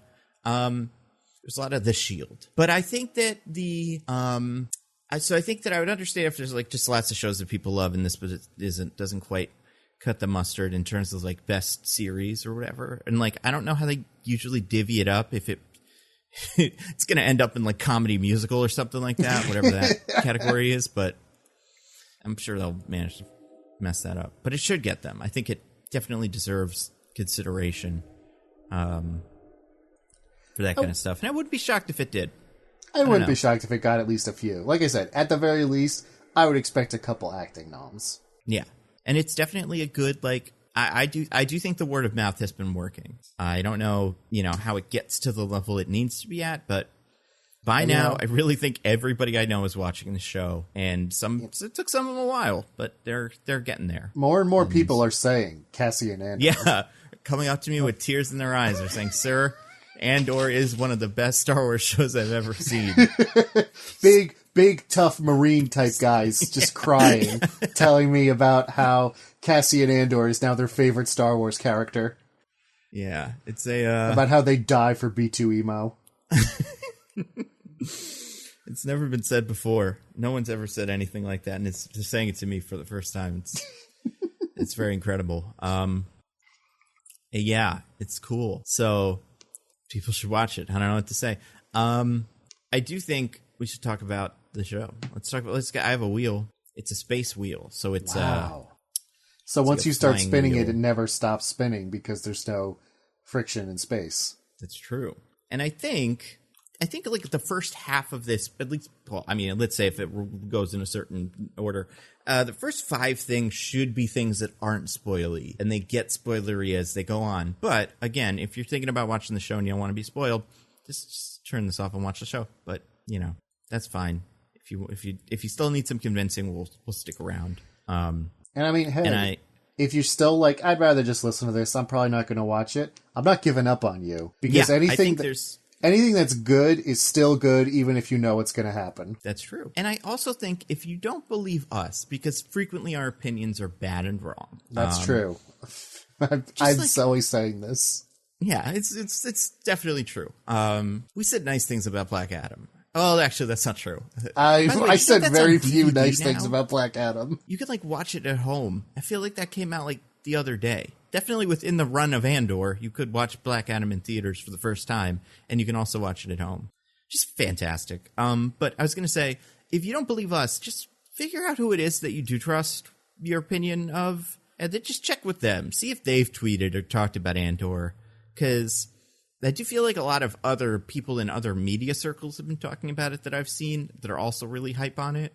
And there's a good chance you can get a cosign from someone like with a brand of repute. I'm sure a Film Crit Hulk or something like that has put out sort of big essay on why it's the best thing ever. And there will only be more of those now that it's finished. Mm-hmm. But I am going to spin the wheel. And I spun it, and it landed on a great place to start. Diggins, this is one of yours. I feel like this might be half of the whole runtime. Let's talk about the galaxy's most pathetic man. Yeah! Cassian Andor. Just kidding. What is his name? The name of the man. So if you remember, I mentioned a little bootlicker in my summary named Syril Karn. Syril Karn. Let me tell you, if you thought pursues a thing his boss told him not to, gets in way over his head, and gets humiliated both personally and professionally, was the worst thing that would happen to this man, oh no, you are sadly mistaken. Yeah, it's a fascinating. What did you think when this guy started? Like when this character first showed up in episode 1 or 2 or whatever, what did you think his deal was going to be? So it feels like at the start, he's going to be like the Inspector Javert, right? Like, he's going to be the guy who's like, I gotta get that Cassian Andor. It doesn't matter what happens. I'm going to track him down to the ends of the galaxy to get him. Like, relentless police inspector type. And that would have been, like, fun and interesting, and I would have watched that show. I am so happy that this is where they went with him instead. Yeah, and I think the character that ends up playing that role is more interesting anyway. Yeah, absolutely. We didn't lose that character. We did just get one that's a little different. But yeah, it's so funny how much he keeps going. It's weird. We kind of split the role into two, because we have that character you're talking about who's like the intellectual version of that, where it's like she has no personal stake in Andor. She's never met him, but like she wants to crush the rebellion, and she's like her best lead, or he's like her best lead, so she's relentlessly pursuing him for that reason. And then we have the guy who's like, he humiliated me and I must have my revenge, and that's Syril. Yeah. Except Syril sucks. Does suck. And He sucks in every, like you were saying, he gets every kind of setup to suck. Like he doesn't, it's funny because he sucks. He's not a good guy. And there's times where it's almost a little sympathetic for a second because you find out that his whole life is a big trash mess. And like and it's funny, I guess it's funny because you know he's right the whole series, kind of. You know that he has a little bit of information about Andor. And, like, he kind of wants to help, and you're like, yeah, he is. But he's just the worst person for that role. Then it's like, of course you can't let him do any of this work. He's such a loser. And also he's a shitty little fascist bootlicker, so the things he wants to accomplish would be bad. Well, for sure. So it's like there's... So, like, any sympathy you're tempted to have can just be immediately obliterated. And it's interesting because throughout the run of the series, you do get this bit, like, there's the fall from grace after 3, and you're like, okay, well, I guess this is the end of that guy. But you keep following him, and for me, I was like, is he going to be a good guy later? Or, like, why are we spending time with him after the Andor stuff seems to be long finished? And, there's reasons for it, and it's not that he gets any redemption arc or anything like that, but he does just keep going. And I think it's interesting because he's one of the characters that we can use to just kind of see more of the galaxy than we've seen before. Yeah. Like, his next job he gets is bizarre and is fascinating, and I'm glad we got to see that. And, yeah, obviously his home life is a mess. Do you want to talk about his mom? Yeah, so, like, what's the actor who plays her? I feel like she's from stuff, right? She's got to be. Oh, God, I don't know offhand. I'll look it up. Yeah, but it's, it's interesting because and I guess you could probably, Cassian also has a mom, and his mom is his adopted mom. Like we said, she finds him in the ship on Kenari, but she is a, friendly, well-meaning, loving whatever scavenger person who now lives on Ferrix and just kind of does her thing. And this woman is like the mirror opposite of that. And they kind of look the same, if I'm remembering her correctly. So it's got to be intentional that it's just like he's raised by the worst person, so of course he's going to suck. There's a lot of children in this show now that I think about it. The actress's name is Catherine Hunter. I'm looking. She was one of the witches in the Tragedy of Macbeth. That's what it was. Yeah, I remember looking her up and seeing that, which is awesome because that was pretty good. And yeah, she's the lady that sees Harry Potter do Dementor stuff. That's kind of been the neighbor that's been spying on him the whole time in the 5th one. Oh yeah, yeah. I'm seeing that here. Yeah, but yeah, it's the witches thing is the best thing she's from. And I guess she's all the witches, right? Is there multiple witches? I don't know offhand. Yeah. But yeah, so she just hates her son, and he sucks, and he does suck. To be fair to her, he sucks. So her hating him is correct. But why does he suck? It's because he was raised by her. Yeah, exactly. It's just great because it's one of those situations where everything that she's saying is completely right, but she's just the wrong person to say it. Kind of like some of the things that he's saying, although they're not right, but it's like he knows Andor is out there. Blah, blah, blah. Yeah, and it's God, she's so Italian without being Italian. Yeah. Oh my God. Yeah, I do think there's something funny.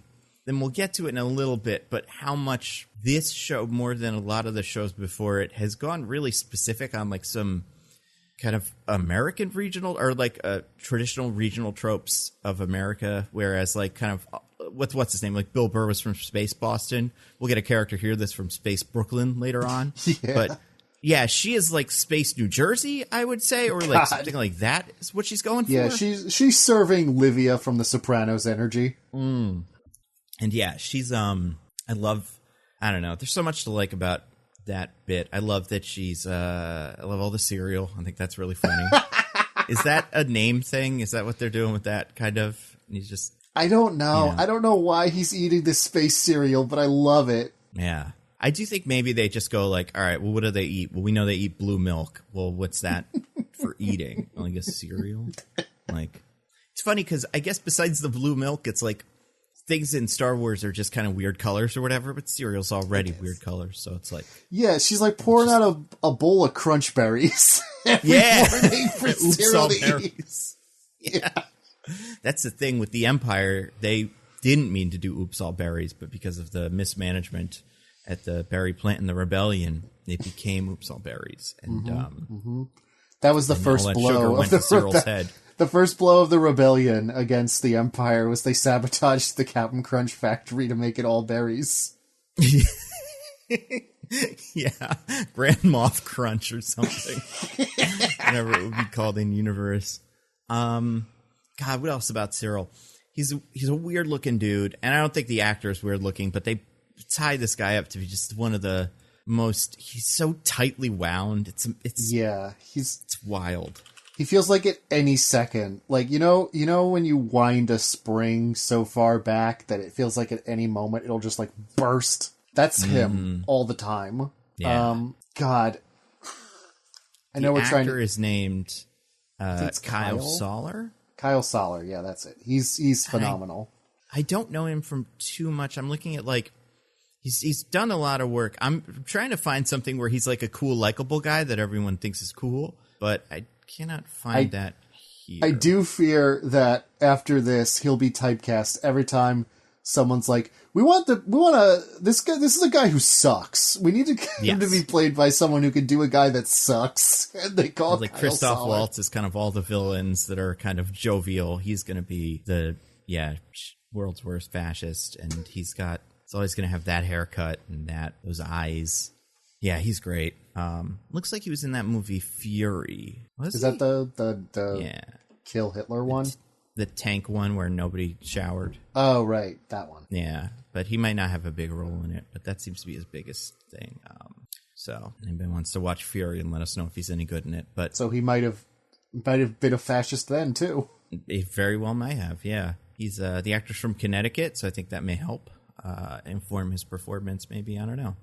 Could be. He's great. God, I know we're like trying to be relatively unspoilered, but I feel like I have to bring up what he does in episode 9. Is it 9 or is it 10? Which episode is it? I think it's 9 because I think he's not in an episode and then it's the final 2. Yeah, that sounds right. So yeah, go for it. God, so we've kind of mentioned a character before who's a woman who works in the like security bureau for the Empire. Her name's Dedra. And she's also trying to get Andor, but not because she has any personal stake. She just wants to crush the rebellion, and he's her best lead. So at one point she calls Syril in to ask him some questions about Andor and Luthen, whom they have not identified, and just get his info. And I don't know, something breaks in his brain. Yeah. He's like, I've never seen someone gaslight, gatekeep, and girl boss this well. And it's like, those are the only boots for me from now on. Yeah. Well, it's interesting because their relationship is so strange that I'm like, it's sexual. And then minutes later, I'm like, no, he just loves her boots and like he just wants to be her partner for his. But like, it could be both, but it could be either. It's so bad, like bad in a good way. It's like, God, if anything happens with these two, it'll be the biggest disaster that ever happened. Yeah. Oh, man. Yeah. Oh, do you think, like, we're going to learn that his secret surname is, like, Hux or something like that, and they're going to birth General Hux the spy in the future? Trying to think of who the shittiest character is in the prequels that they could, or in the sequels that they could be responsible for. Maybe the Hobbit from episode 9, whose job is to stand around. I don't know. It turns out they have a bunch of kids, and they become every single one of the Knights of Ren. Yes. Oh my God. What if they're the Knights of Ren? What if they survive the movie? That would be perfect. It could be. We just noticed we'd have to like kind of look for subtle clues where one of the Knights of Ren keeps opening the door for the other Knights of Ren. And it's like, that's them. That's definitely them. But yeah, sorry, you go. I was just gonna say, yeah, that whole thing is fascinating, and I think one of the parts of the show that I expected the least is not like obviously I didn't expect him to show up, but their whole thing is insane. Well, the thing, they draw out Syril so much. Again, I mean this as a compliment, where it's like you keep expecting, all right, this is the turn where he starts to be on the upswing again. And every time they're like, no, he's on a worse downswing than he was before. Yeah, and he like knew it. And it's funny because there are bits of information, I think, that only he has. Yes, right? Absolutely. He's the only character that heard Luthen speak that's not Andor. So he should be very valuable to them. But he has the most information about Luthen. Now, it's not a lot of information because Luthen was careful, but he has more than anyone else. And it's just like, you just keep waiting for, and even, not to, spoiling whatever. All right, we're spoiling now. Even up to like the finale, it's like, he's going to have to pass Luthen in the street and go, oh, it's him, everybody get him. But he can't do that either. Like he can't even do the only thing he's set to do. I mean, maybe he'll do it in season 2, but man, he had a couple of opportunities. I mean, it's not like Luthen has a really easy to describe voice anyway, but whatever. I guess they don't have Space Sweden, but it's pretty... To be fair, Luthen does a few different voices. I mean, they're all still basically Stellan Skarsgård, but he puts different stake on it, depending on who he's talking to. Yeah, and his... that whole thing was great. Everything with him was cool. What do you think of where do you think those two characters ended up? Like, at the end of the finale? Yeah, like, what are they now? I feel like she's gonna be like, okay, I'm gonna put you on the play roll. You can be my little footstool or whatever, and I'll tolerate you. And then and he's going to, like, instantly orgasm at that idea. Like, he's gonna go nuts. He could be so happy that he gets to lick her little booties every day. That would be awesome. Do you think, what's the lame... So, and this is another character, and a lot of these are characters like this, where you're like, well, okay, but, like, they're dead now in universe, and, like, they probably don't survive the original trilogy. How do you think this character will die in the end of season 2 of Andor? Like, what could it even be? God, what would be the most embarrassing possible death? Like, on his way to meet Darth Vader, he trips and falls off a big, gantry kind of thing and just farts all the way down, and then we never see him again or something. Like, it's got to be something like that. Just like a real bonehead. I don't know. You know what? Maybe he's like playing lightsaber in the garage with a real lightsaber. It cuts his head off. That'd be kind of funny. But, God, yeah, I don't know. He's gonna try to do some kind of big play where it's like he finally knows where Andor is or something. And like he corners Andor and Luthen, and it's like, after all these years, and before he even finishes the first sentence, one of them shoots him, and he just dies. And then Luthen's like, "Who is that?" And Andor's like, "I have no idea." Right, and that is the fun part about their relationship. Yeah, is that it's that Thanos kind of Scarlet Witch. Like, I don't even know who you are.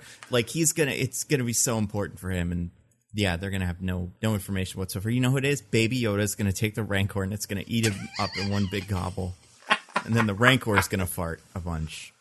Yep, that's it. It's giving it so much indigestion. Yeah. Speaking of Gaslight Gatekeep Girl Boss, I did spin the wheel and it landed on her. So let's talk about her. What was her name? I already forgot. Dedra Miro. Dedra, played by Denise Gu or Gao. I'm not sure how you pronounce that. I think. I don't know about her specifically. I've heard that pronounced as Goff. Oh, well, there you go. Yep, that makes sense. She is an actor from stuff who odds are you know as the voice of Yennefer in the Witcher games. Oh, I didn't know that.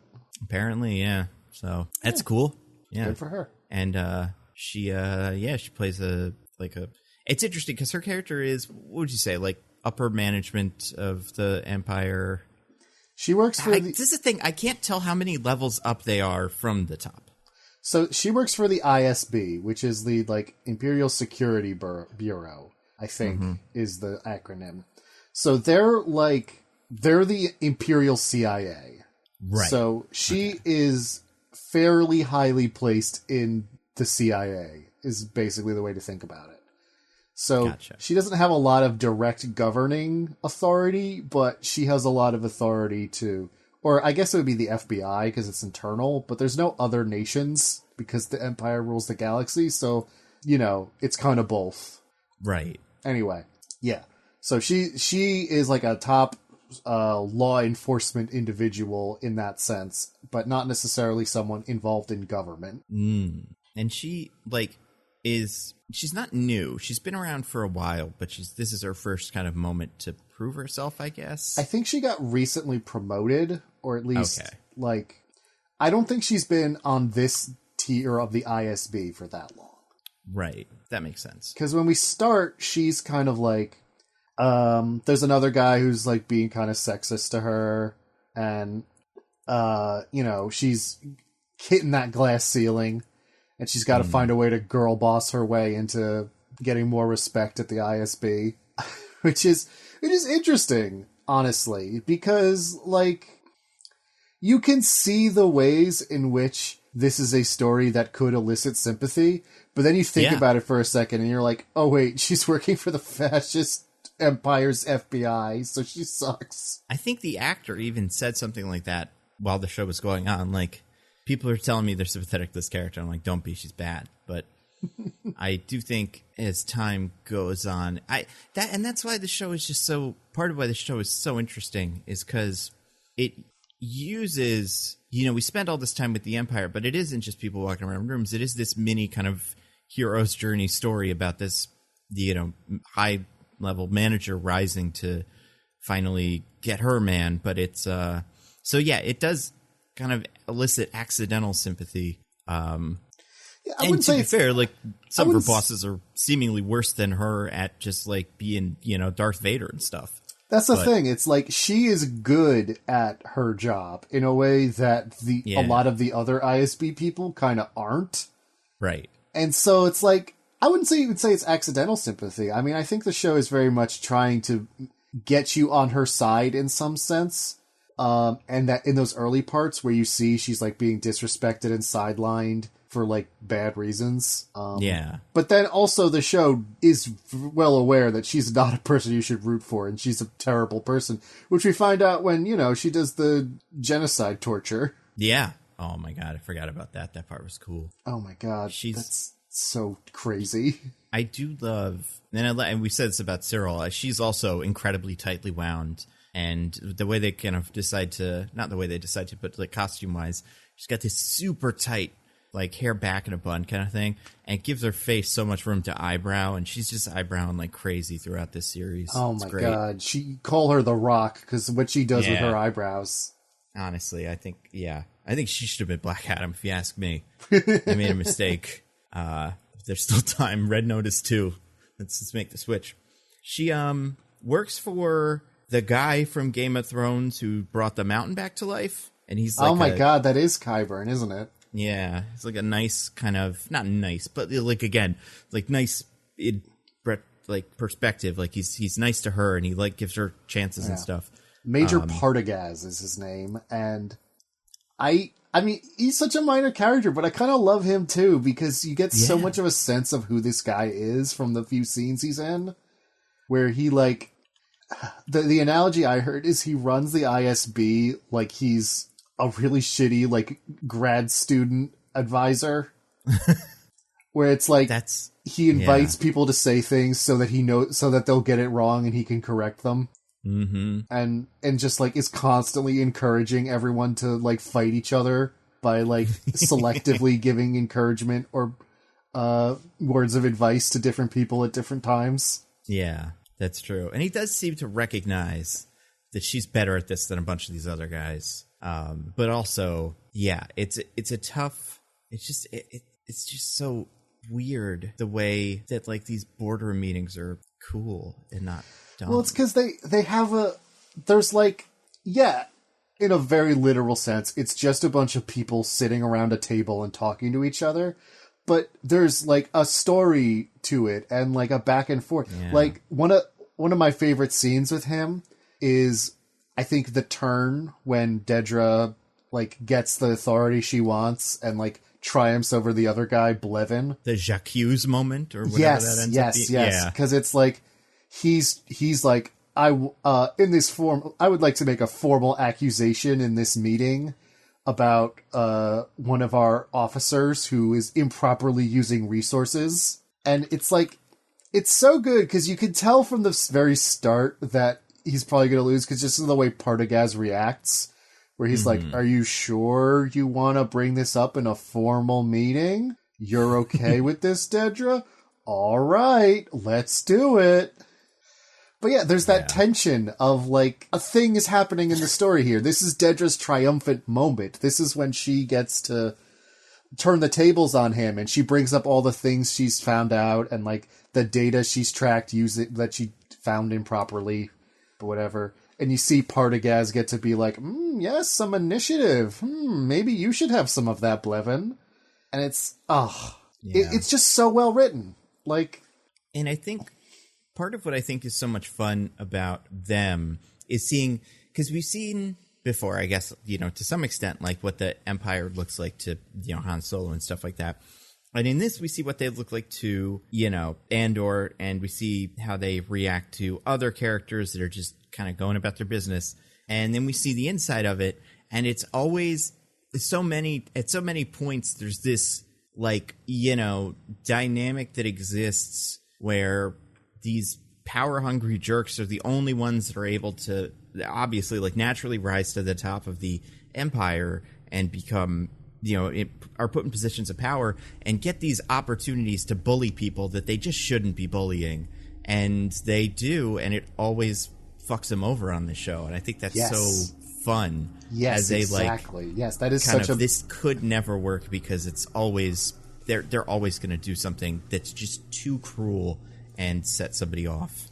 Yeah, and, like, I mean, specifically in these ISB scenes, part of why I love it also is, like, that is how a lot of, like, authoritarian and fascist, like, agencies work, is they encourage all this infighting and this sniping and this, struggle for power, because that's, like, kind of the way that they view the world.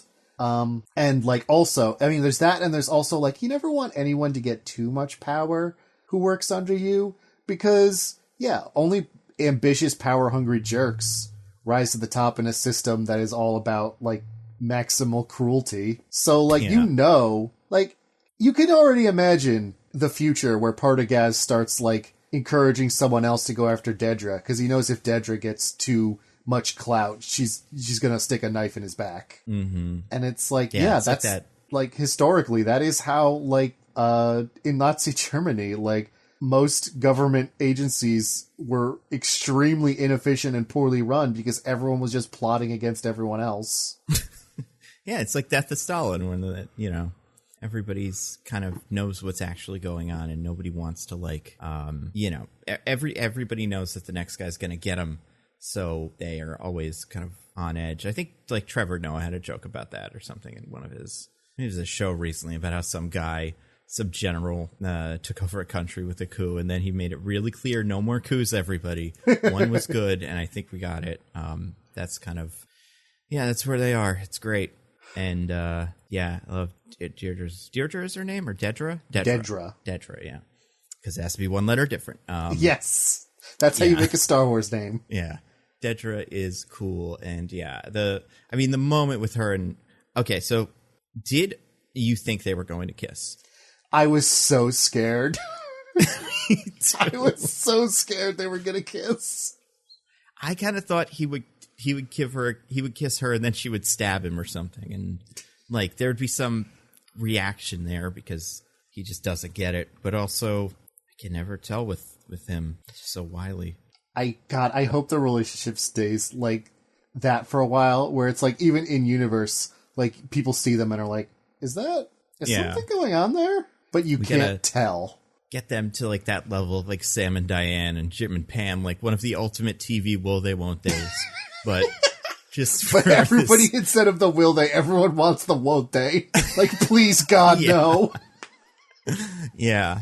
Oh, God. It's so funny. And I'd love to see her meet his mom. Like, there's just so many parts about that relationship where it's like, and that's part of what's fun about this show, and, it's fun about all these shows, but, like, a show like this where some of these characters are so separate, where, like we're saying, Syril hasn't met Andor outside of kind of seeing him a little bit once.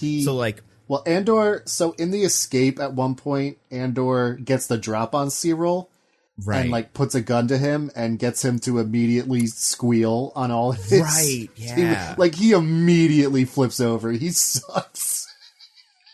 But yeah, you get these moments where it's like, I want this guy to meet this guy. What's it going to be like when, I'm trying to think of a good example of this, but one of those, when Andor meets Mon Mothma or something like that. Like, and there'll just be... And there's a couple characters like that who are doing, like, double life things, and it's like, oh, if they run into the wrong guy, it's all over. But also, I just want to see, some of these characters who are just, like, monumentally shitty interact and see who wins. Because she could destroy the mom, or the mom could destroy her. God, yeah. It's either one.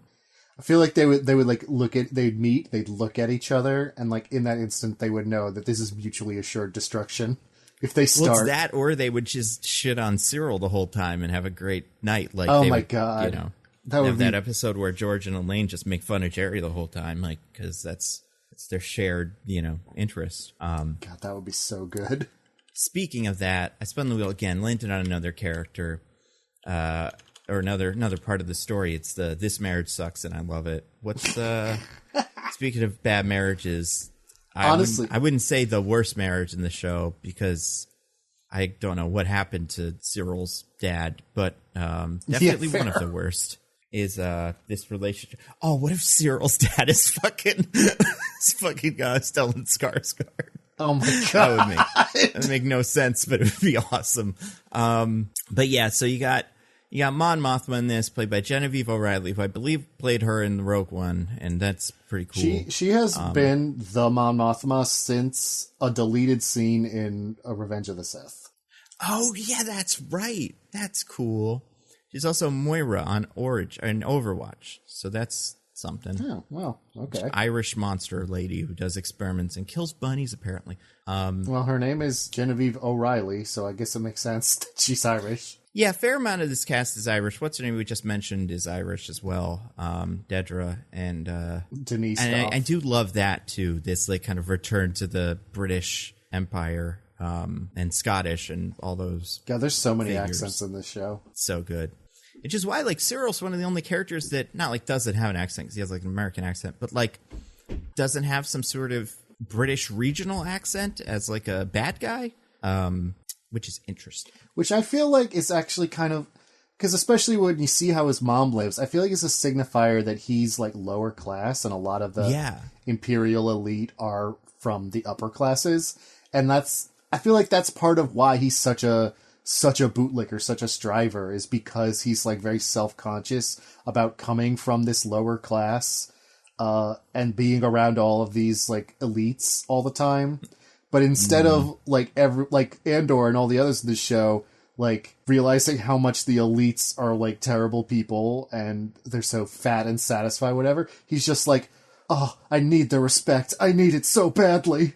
He's gonna get it one of these days, I think. That's my prediction. But Genevieve O'Reilly plays Mon Mothma, and she has a husband named something I can't remember. Perrin. It's gonna be hard to find. What is it? Perrin. Perrin. Oh, okay. Oh yeah, there you go. Perrin Fethra. Played by an actor named Alistair Mackenzie. And yeah, an actor cool. Who will be second on the call sheet for when they need to cast a guy who sucks. Yeah, he'll be right behind what's his name. He's the British, like I was gonna say, what's his name? I did this for video recently. Oh, David Pasquizzi, the guy who's like the husband on Veep and the Mr. Immortal on She-Hulk, just like one of those just shitty husband types. Yeah. But yeah, this guy is, I mean, how would you describe him? I guess the show kind of sets him up as some sort of libertarian something or other, right? Guy, yeah, basically. Which is great. Huh. Yeah, because he's like, he's Mon Mothma's husband. Mon Mothma in this show, so you may remember her from Return of the Jedi, where she's a member of the Rebellion, but she was also a senator in the Old Republic. And she is still a senator because the Senate's not dissolved until A New Hope. Right. And she poses as like, she poses as the Kirsten Sinema of the Senate. She's just like a really annoying... Well, I guess to be fair, she's more poses as like the Joe Manchin of the Senate. She's a really annoying centrist who's like, I think the Empire's crimes are bad, and so I'm forming a committee to discuss the idea of paying reparations to the people who did the crime, had the crime done to them. I don't think it's a good idea to destroy a planet-destroying, or to build a planet-destroying weapon, but I also don't think we should abolish the filibuster to stop destroying it. So if we can get some people for the other side, from the planet-destroying laser side on our side, then we can destroy it. But otherwise, I just don't think there's a way. That's who she pretends to be, but really she's actually helping to fund the rebellion and working with Luthen. So she's actually much cooler than her public persona would have you believe. We can only dream is what Joe Manchin's doing on that houseboat. Just backroom deals to keep Black Lives Matter going, or something like that. No, I mean, he would be funding Antifa in this analogy. That's true, yeah. Like, he'd be funding much more radical organizations. I don't know. I've been watching a lot of Tucker Carlson recently. He says Black Lives Matter is as bad as it gets. It might as well be Antifa. It's bad folks. Oh my God. Are we ever going to see any like Empire propaganda on TV? I would die. God. I love it when they do that in fantasy worlds and stuff like that. I would love that. But they're also like, so what we learned later is their home planet is some sort of like, they have a ritual of, what's it called? Arranged marriages? Yeah. And that's how these two are together? Chandrila is the planet they're from. And right, they were 14 when their marriage was arranged. And they've been married since they were 14, and they could not be less suited to each other. She is what I've just described. She pretends to be an annoying centrist, but is really like a radical rebel leader. And he is a libertarian. He's like, I don't really care about politics, but I want to invite the Emperor's head torturer to our party because he's a chill hang. Yeah, that is his what's weird about him. And it's funny because, like, Mon Mothma is hiding everything from, everybody that's around her, all her drivers and bankers and stuff, and also him. And you wonder, like, when he eventually finds out, or whatever they end up doing with him, like, how is he going to react to it? Because he hates her, but I would also hate being married to Kirsten Sinema. Wouldn't you? But maybe if she was a cool hero, maybe it'd be different. That's the thing. It's like, because there's even a point in one episode where they imply that he used to be a radical. Yeah. Like, an old schoolmate of Mon Mothma's is around, and, like, Perrin is saying hello, and he says something that implies that he's generally pro-Empire, or at least doesn't give a shit these days. And Mon Mothma's like, yes, the radical of the Academy, here now. It's like, what? Is he like... Is Perrin a doomer? Has he just, given up? Oh, man. Yeah, I mean, maybe. And it's interesting because we do see that at one point, and we'll get to it, but he does... Like, there's one point where Mon Mothma's talking about some bad thing, and they're like, and he likes it. And they're like, no, he doesn't like it. He thinks it's stupid, too. Everybody kind of does, but he's cool about that. It's like, maybe he's going to be Han Solo in the next season or something. He's going to have a heroic turn. But I don't know. The thing is, shitty husband though. Yeah, their marriage is so bad. Like, every conversation they have is just like them stealthily, well, not stealthy because they both know what they're doing, but just like really politely insulting each other over and over again. Yeah, it's a great, like, kind of both ends of a long dinner table. Like, oh, I thought you told me that the thing was this. Well, no, you were too busy with this thing, and you can't help me do that, and whatever. And it's no surprise that I spun the wheel again and lands on, what if the child has bad vibes? They've raised the worst kid. It's so funny. Yeah. And, like, on one hand, I get it. Not like I get it, but, like, her parents are both non-traditionalists, so her rebelling would be to tradition, but also she's just not doing all right. Yeah. Like, it's not working out for her. And, like, I also get it. Like, if she was raised in this is, like, the most toxic household. Yeah. Like, her parents clearly hate each other. And I can understand that messing you up if you're raised in that environment. But, like, man, she doesn't do herself any favors vis-a-vis endearing herself to the audience. Because every scene of her is just her being like, oh, Mom, I hate you. You suck.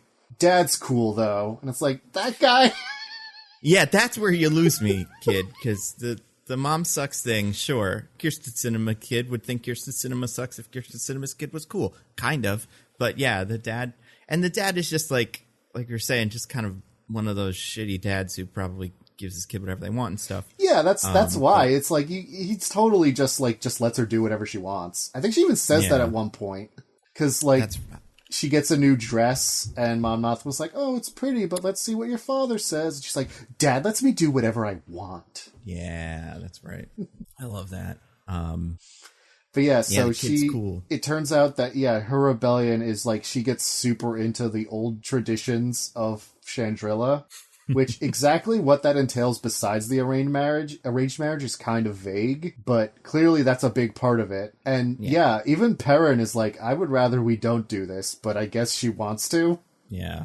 She's just like, there's one bit for people that haven't watched the show or haven't gotten there yet. And again, if you haven't watched it, just watch it. But where they're just like, they're talking about this, her and her cousin, or sister? Cousin. Okay. Yeah. Her and her cousin, who we'll get to, are just like talking about this arranged marriage thing. You can just see the little girl and the other and they're like teenagers. It's probably like 14, 15. She's 13. Her daughter is 13. Oh, okay. Oh, right. Yeah. Because she says that about the arranged marriage thing. They all just are probably like reading the Pledge of Allegiance or some shit in a room together. And that's the vibe. They're reading the Pledge of Allegiance or some prayer or something. Yeah.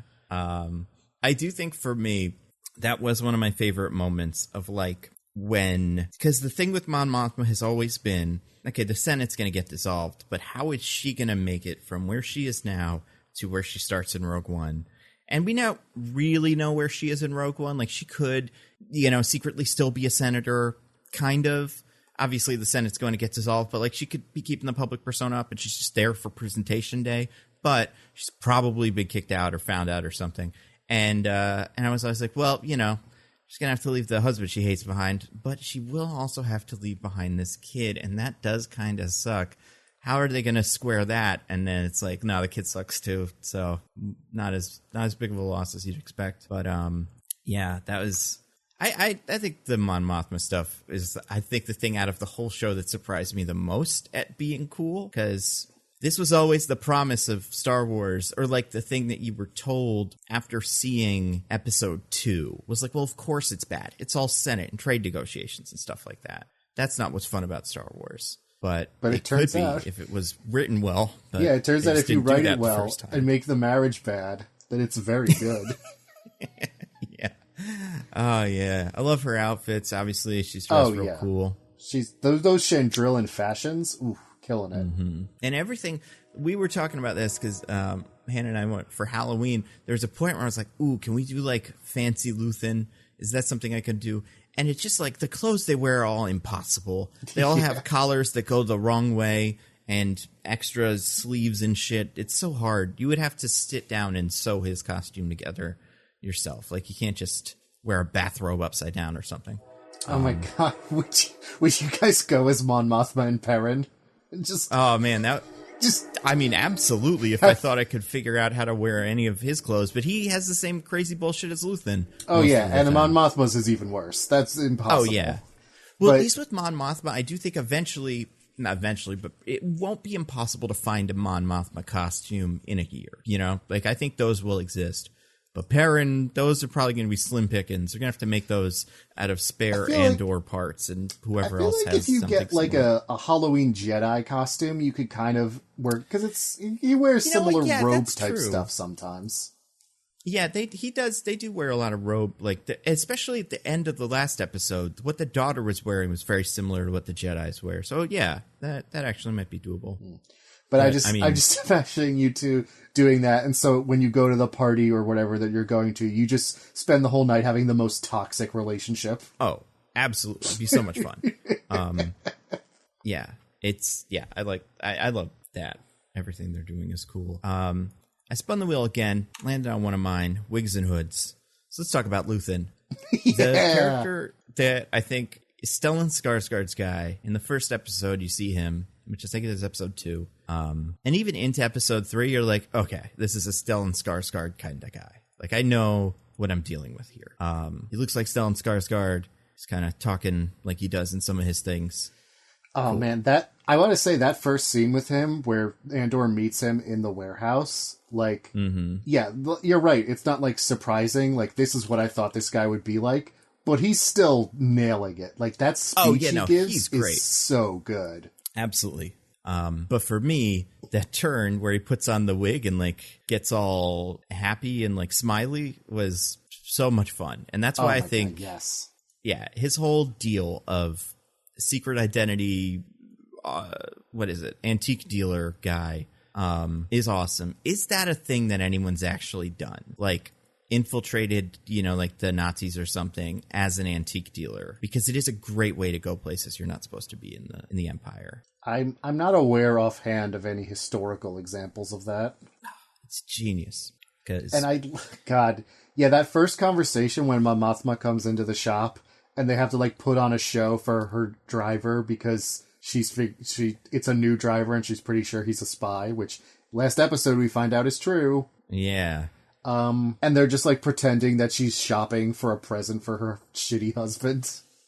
Mm-hmm. It's like, so this is what I'm talking about with the layered performance where you like, with Stellan Skarsgård in this scene and with Genevieve O'Reilly in most of her scenes, it's like there's 3 different layers of what the character is doing. And so then you have the 4th layer of the actor portraying each one of those layers. Yeah. It's so good.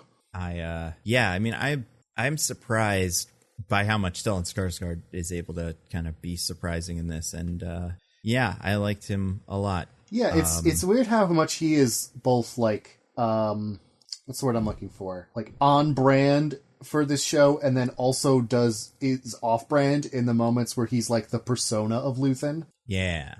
I think that's fun. I like the idea of like I don't know what the word would be, but like fake high society. Like what I just like this, seeing more of the high society of the Empire. And it's not just, empty white rooms with chairs. Like, it's stuff. Right. These guys do have artifacts from some culture that, the Empire has pretty much destroyed or something. Yeah, or those parties that Mon Mothma throws. We see her having like weird cocktail conversations and and having those squigs.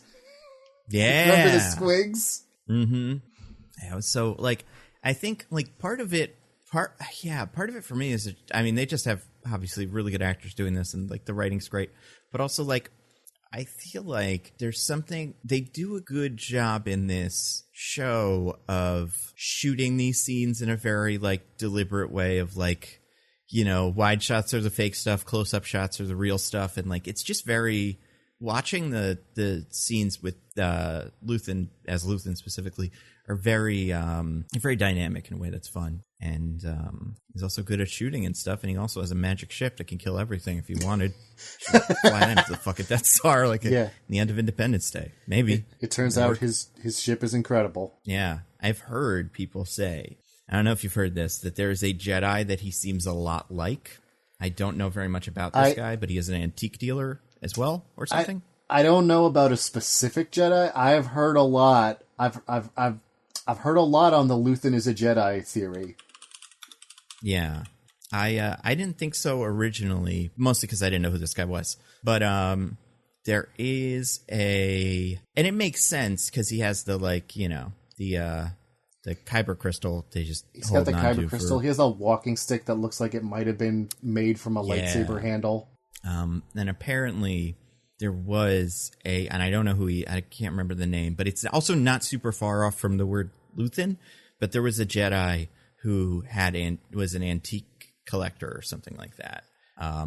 That I think people have run the numbers and found out could be this guy. I hope it's never explained, but it is like just one of those things where it's like, he might even be him. Because this is good and not bad. If this was Mandalorian, we definitely would have found out by now. Oh, that he was a Jedi or something. Absolutely. I kind of hope I kind of hope it's just left ambiguous. Like, there's all these little hints, like maybe he's a Jedi, and we just never know. Yeah. I think it's possible that they'll stick with that. But I could see, what I could see? I could see him showing up on, like, Rebels or some shit and then busting out a secret lightsaber we never saw before. Right. And using that to kill everybody. Because, that's sometimes how this stuff works. That is one thing I'm a little unclear on, and this is not a problem with Andor at all. But, like, I know that Rebels show is supposed to be a lot about the origins of the rebellion. So, like, how does this stuff slot into that stuff? Where does that mean? I don't know. I know Saw Gerrera is on Rebels, right? So that Yeah. Probably, maybe you could assume He's actually doing some of the originally stuff. from Clone Wars. He's been around for a while. Oh, yeah, that's right. So maybe he's doing some of that stuff now. I don't know. But yeah, I mean, I refuse to watch it, so I'll never know. But Yeah, basically. if someone wants to make a nice explainer video, maybe I'll watch that. I know that they've cast a character in the Ashoka show who is one of the Rebels guys. I think it's Sabine. So maybe they'll show up on this. Like, not they will, but I guess they could. Because also Ashoka should be happening around the same time as this. Well, Yeah, it could, I guess. We don't know.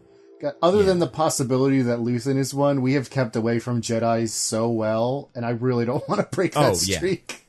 I like it a lot because besides the fact that we haven't seen one, no one's talked about them either. And, like, I do like the idea that, like, Han Solo doesn't know they exist because nobody really does, even though he's, like, maybe met one before. I can't remember how his origin in the comics is weird. But, like, that the Force is a pretty fringe belief, and it's not like there's a Jedi running around. So, like, even a guy like Andor, who's, like, old enough to probably remember the fall of the Republic, still doesn't really remember what the Jedi are. I mean, like, even, like, it's a galaxy-wide thing. Even when the Jedi Order was around, I have to imagine that unless you lived on Coruscant, most people spent their entire lives never meeting a Jedi. Yeah, I always had trouble with the scale of that, especially, I guess, in the Outer Rim, it seems like things are kind of a little bit more Wild West, but, in my mind, I always imagine them as, like, the Green Lanterns, where it's just, like, each one has maybe 20 planets that it's their job to keep an eye on, but, that doesn't seem what it is, because they're always all together anyway, but, I never knew how many Jedis there were at any one time, because if there's, like, less than 100, then, most people would never have seen one, or, know it exists. Really. I mean, they can fit the entire order in, like, a building on one planet, so it can't be that many. Yeah. I spun the wheel again, Diggins. Landed on one of mine. And this one is one we kind of brought up, but I do want to just go over maybe other ones. This is Space Brooklyn. So much like Space Boston in Bill Burr, Mandalorian, we got a couple new space places, or at least we saw some old ones too that we don't see it that often. Obviously, Syril is from, like, I don't know, Space Utah or something. Space Nebraska, I think. Yeah, his mom's from Space New Jersey. Like, most of the Empire people are from Space Ireland or Space England. A couple from Space Scotland, which I love. We also have... And we go to Space Scotland, I think. Oh, is that where... Wait, which one is Space Scotland?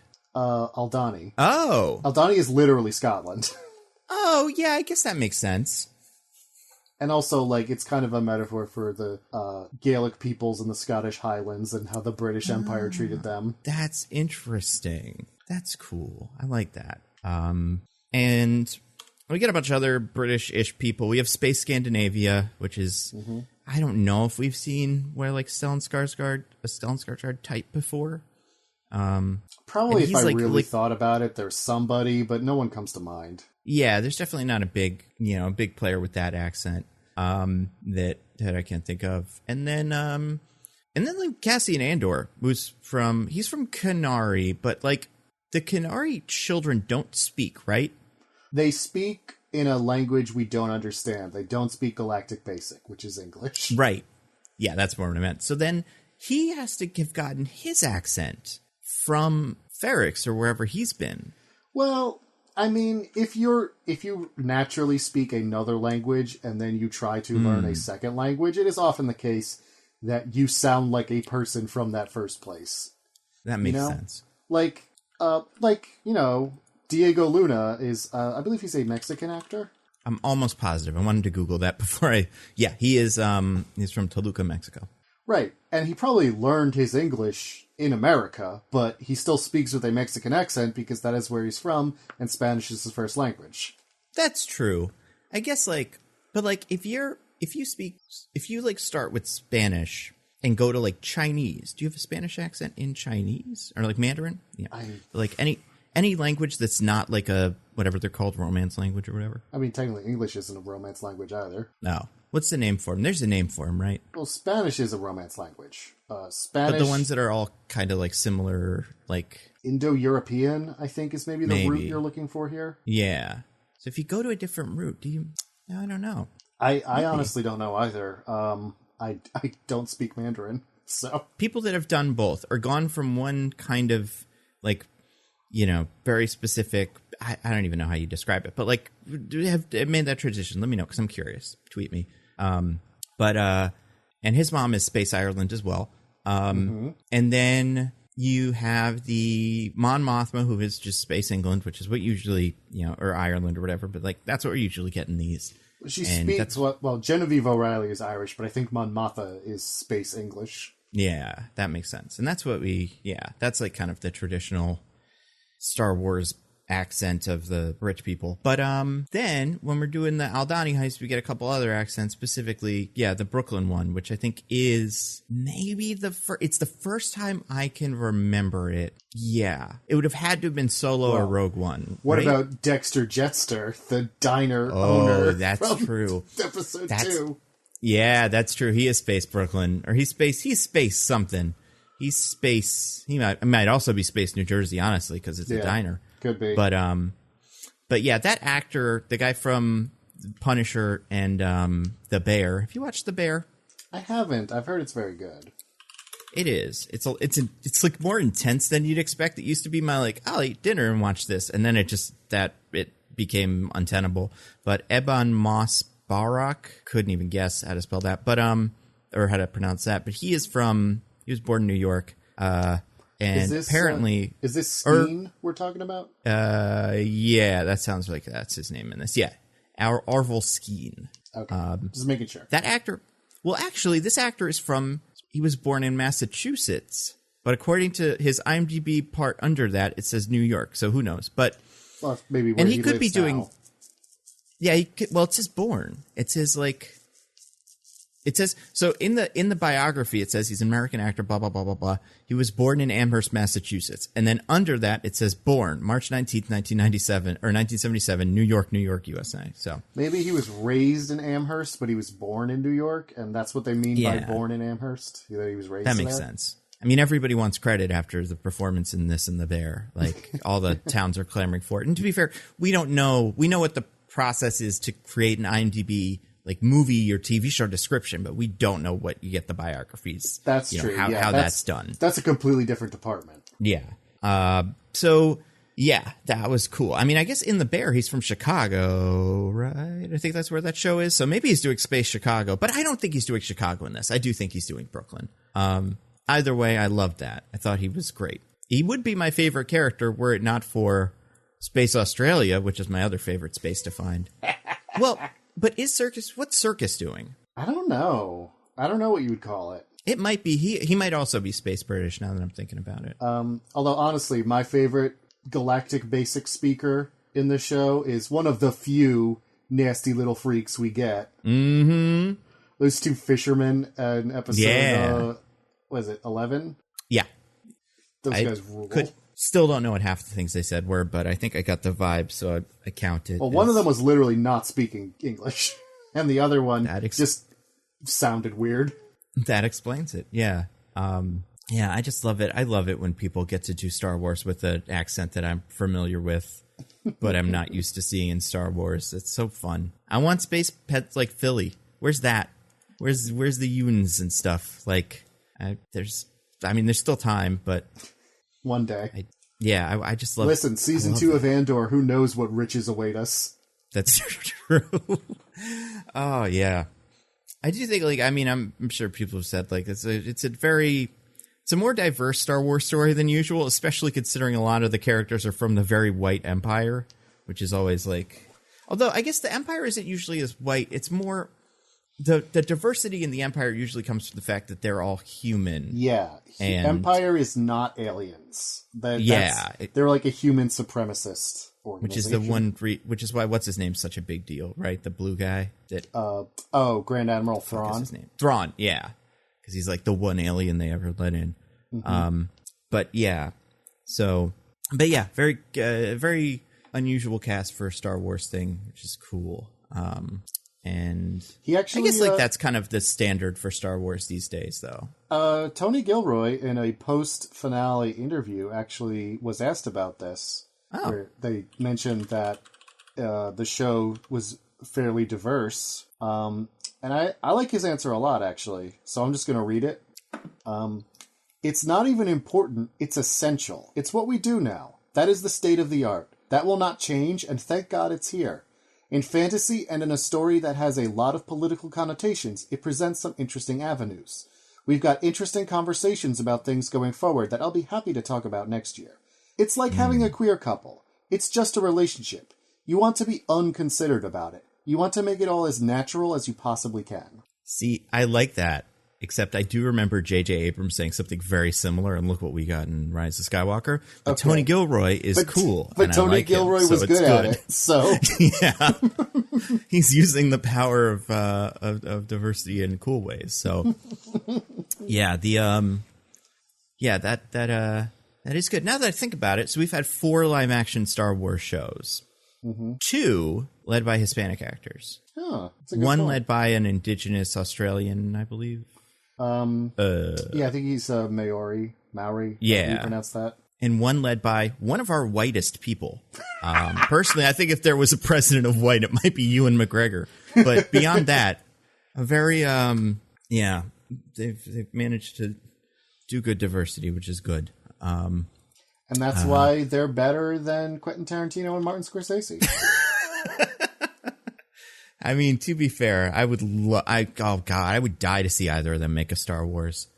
Especially Quentin Tarantino. It'd be so weird. God, Ugly Little Freaks would be so weird. I would love, just the huge array of feet available to him. Yes. In the Star Wars There could universe. be things that are 10, 20 feet and just a little ball rolling around the floor. There's an alien that's just a giant foot. Yeah. And then there would be him as just a guy. You know, like he would be a character that it's just from Space California because he can't help himself. And oh my God, we get so many Space New Yorkers and Space Bostonians from a Scorsese thing. That'd be fun. Yeah, I feel like they've always mentioned like Jabba and like mobsters. It's a mob in space, and now fucking Boba Fett's gonna. Oh my God, a Scorsese Hut movie. Yeah, I would watch the hell out of that. It'd be so good. It'll never happen. They're not interested, in submitting to that kind of studio control. But yeah, God, I would love it. Right? I think it'd be so sick. I spun the wheel again. Speaking of that thing you said, it landed on fraught lesbian conversations. I guess those two. We also could have said the first openly LGBTQ person in a Disney production. I was going to say that originally, but I do think the show has managed to make it like not the usual Disney version of that this is over like time. Actually good. Yeah, they did a good job, and that is not the first openly gay character in a Disney show. Those guys are, something else. First openly gay character in a Disney show is the bad version of that. That's fair. The cop That's from totally Onward. Fair. But yes, I did give you the name Fraught Lesbian Conversations because that's after the Aldani heist. That's every scene they have. What is their deal? So we're talking about. I guess we're well past spoilers at this point. Yeah. Yeah.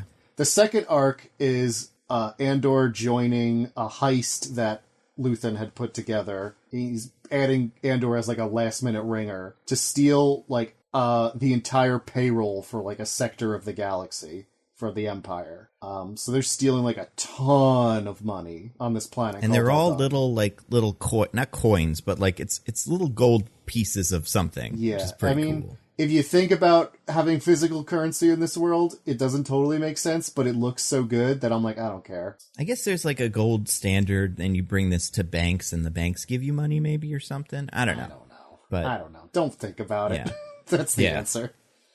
When we see credits in like other stuff, they're like little cards, right? Usually credits is like, it's like you have a data stick that you upload credits onto and then plug it into someone's thing and they download your credits. Like the credits aren't a physical thing. I think the credits usually are, though, in Star Wars. Like, I feel like we've seen a couple of times where someone's dumped a bunch of flash drives on a table and been like, 30 credits, Oh, yeah, absolutely. In Star Wars, it's always been a physical currency. I was just talking about, like, in a cyberpunk thing or other, like, sci-fi stuff, when people say credits, they usually mean like data sticks and stuff.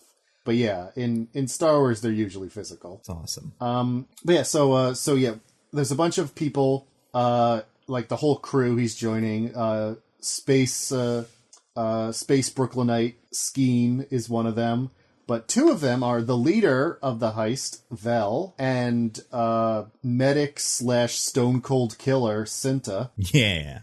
Who are two ladies who it is, it starts at implied. By the end, it's so blatant, I don't think you can use the word implied, even though no one ever actually says it. But they're together. They're dating. Or at least sleeping together. Yeah, I feel like I can't remember when it became clear to me. But definitely at some point during the heist, right? I felt pretty sure about it right away. Because, like I said, it starts fairly subtle and you could miss it. Because, like, the first thing is Skeen is introducing Andor, or, like, pointing out everyone to Andor. And it's like, that's Sinta. She's blah, blah, blah, blah, blah. But before you get any ideas, she's already sharing a blanket with someone. And, like, when he says that, there's a scene of Vel and Sinta standing next to each other. And then also, whenever Andor is like, hi, to Sinta, Vel cuts in and gives him a look like, don't. Yeah. But, like, as the show goes on, it becomes much more obvious that they've got a thing going. Anyway. Now... In a running theme for this show, however, their relationship is probably not great if they were in a normal circumstance. Yeah.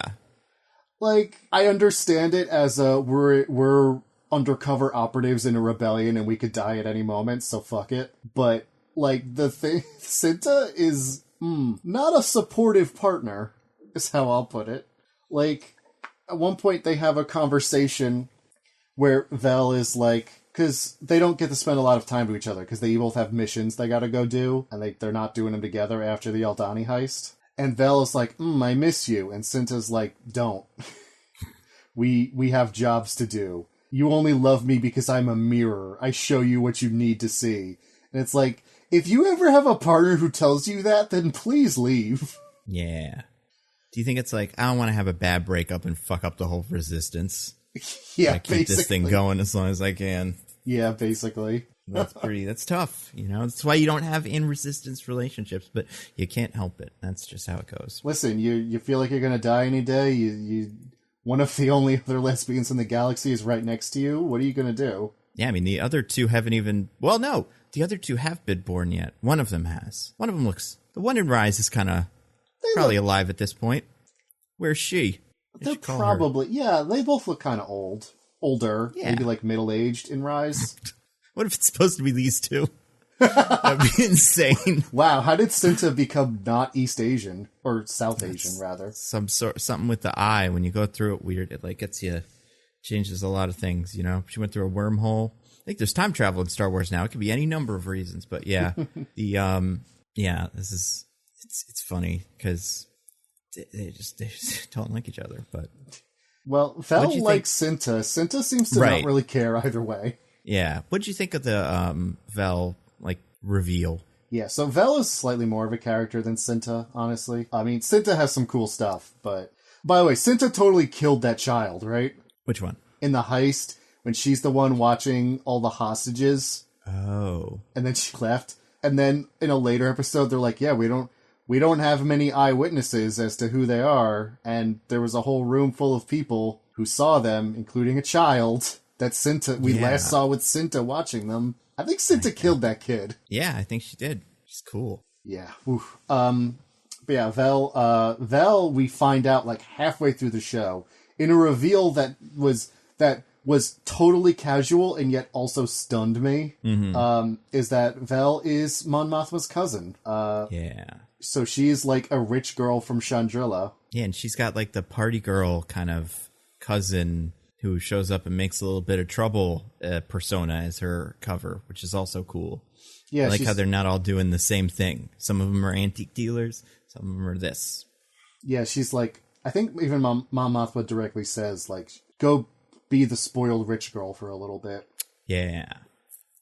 And she shows up with a dress for the daughter, and the daughter's like, hey, it's you. Yeah, spoiled rich girl and cool aunt. Not literally Leda. Leda is the daughter aunt, but she calls her Aunt Vel, so. Right, yeah.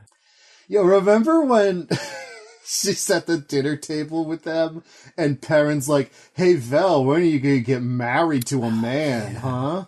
Like, only an old widow or something would take you now. You're so old, but you got to find a man."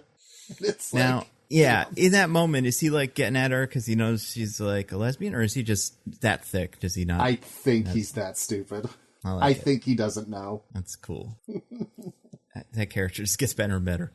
And I do also like the thing with Vel, because it took me a while, but it's another one where we kept checking back in on him, and I'm like, I'm pretty sure we're done with these guys. We did the Aldhani heist. The show's called Andor, right? When's Andor going to be involved?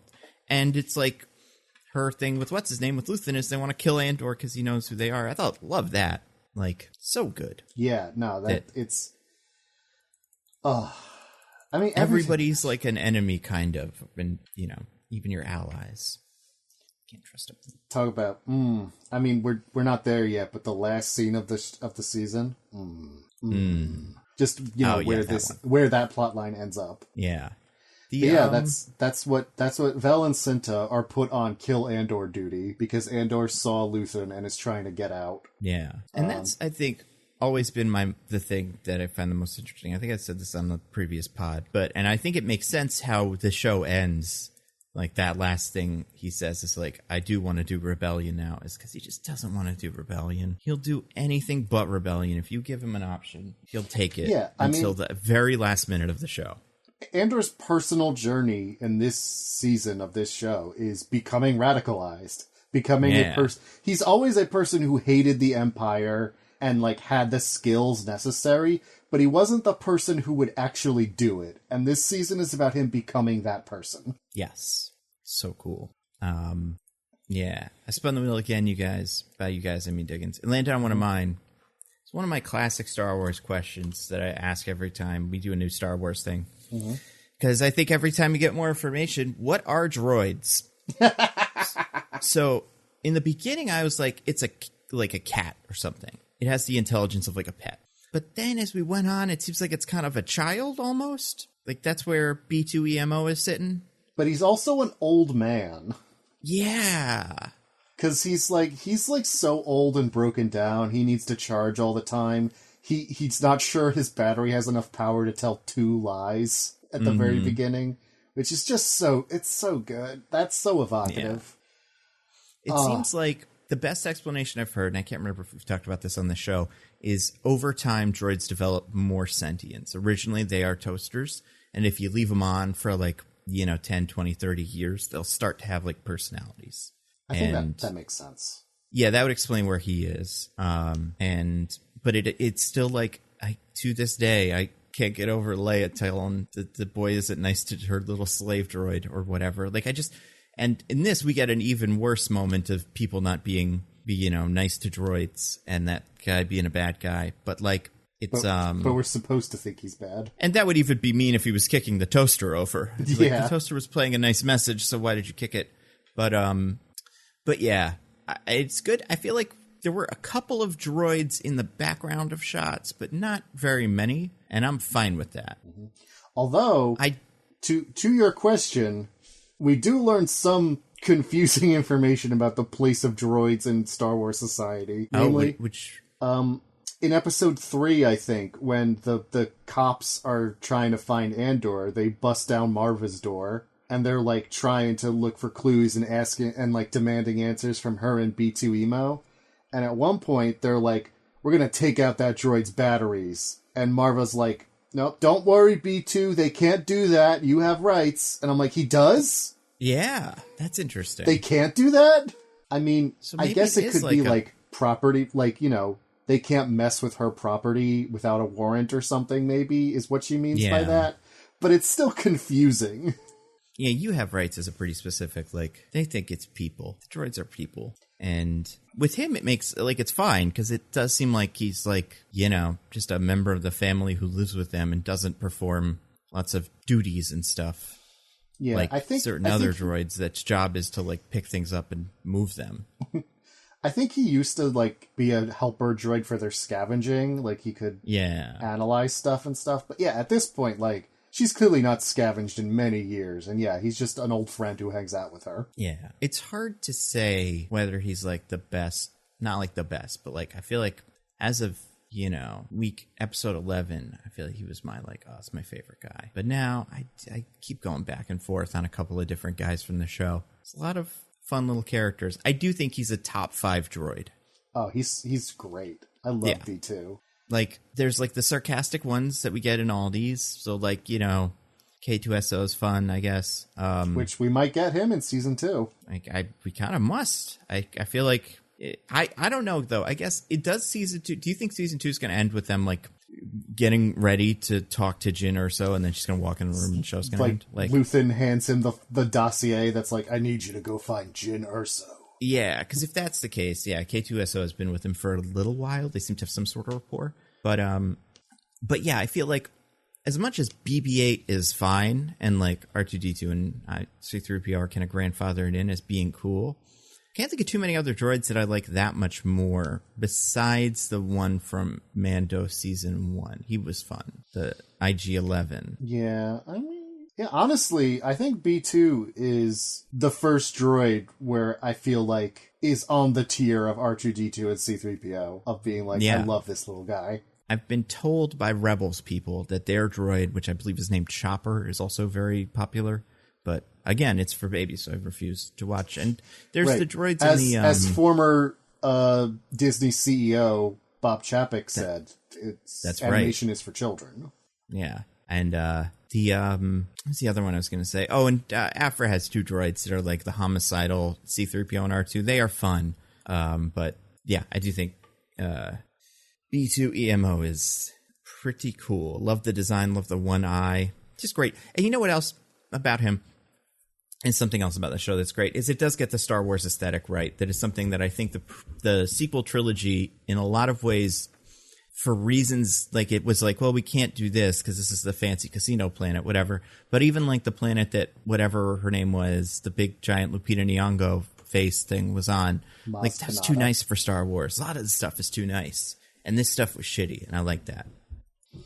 Cool. Oh yeah, I mean, like we get the clean lines and the Coruscant and the Imperial buildings where everything is stark and white and neat. But yeah, we also have our Ferrix and Space Miami, Niamos, and all these other places that are like grungy and dirty. And yeah, they really capture that Tatooine aesthetic that we've been missing. Yeah, I spun the wheel again, landed on one of mine. It's just, hey, that guy's from Star Wars. So we got a couple of characters in this show that people that have seen Star Wars stuff would recognize, but not too many, but at least 1 or 2. The most obvious one is Forrest Whitaker, who even if you haven't seen Star Wars, you're like, okay, well, he's probably from the things. Because, like, it's a big actor, and they're not really explaining who he is. But, who is what's the other guy's name? The one from prison? Melshi. I'm trying to find him on the thing. Here we go. Duncan Powell. Yeah, so that guy is in Rogue One. He's in Rogue One. That's who I meant as the Rogue One guy. Okay. Yeah, I that makes sense. What is his job in Rogue One? He's just like kind of there? Don't remember. I didn't know that until I read a thing later that said, the prison guy is Melshi from Rogue One. And I was like, I guess that's true.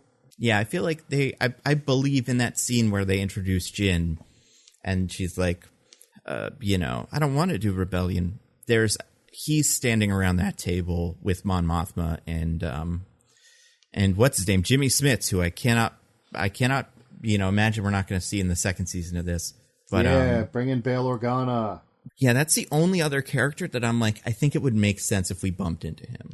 I don't think there's too many others besides K2SO that like I want to see or even like think would make sense. Right, yeah. I guess in the Mothma story you could probably meet other characters, but at least for the Andor stuff. You could even meet Bail Organa in the Mon Mothma storyline because he's another one who puts on a respectable face, but is secretly rebellion. That's true. How glad are you that we didn't bump into fucking Han Solo or something? God. Alden Ehrenreich on like the street, and just like, hey man, get out of my way. I would have hated that so much. You know who I would have loved to have seen, though? And I'm kind of... Baby Yoda. Well, of course, obviously, everyone loves Baby Yoda, but no. Yeah. You know who I wish had just, like, turned up at a dinner party or something? Who? Emperor Palpatine. I brought wine. Here's this, Mon where do I put my Mothma, coat? What a pleasure. I love drinking a nice squeak. My driver got lost on the way because there's 2 main boulevards. What a lovely happens a lot. view, Mon Mothma. You must be so happy to gaze out on the sights of Coruscant every evening. That would have been great. Oh, that would have been so fun. Yeah, the other one I guess that can show up that probably shouldn't, but I wouldn't be surprised if we bump into Krennic in the, like Empire side. Oh, yeah, maybe in Dedra's storyline, we could maybe see Krennic at some point. He's kicking around. We could even see fucking the Tarkin doll or whatever. That could show up. Yeah, he must be doing something at this point. Maybe. I mean, we know what he's doing. He's building the Death Star, which is happening. So yeah. Cool. Because I'm sure we haven't talked about it, but you saw the post-credit scene, right? Yes. Yeah. So you don't know to look for that in a Star Wars thing. I don't know if they've ever done it in Mando. I can't remember, but if not, this is probably the first Star Wars thing with the post-credit scene. And I mean, I needed the time to sit with the credits and be like, that finale just happened.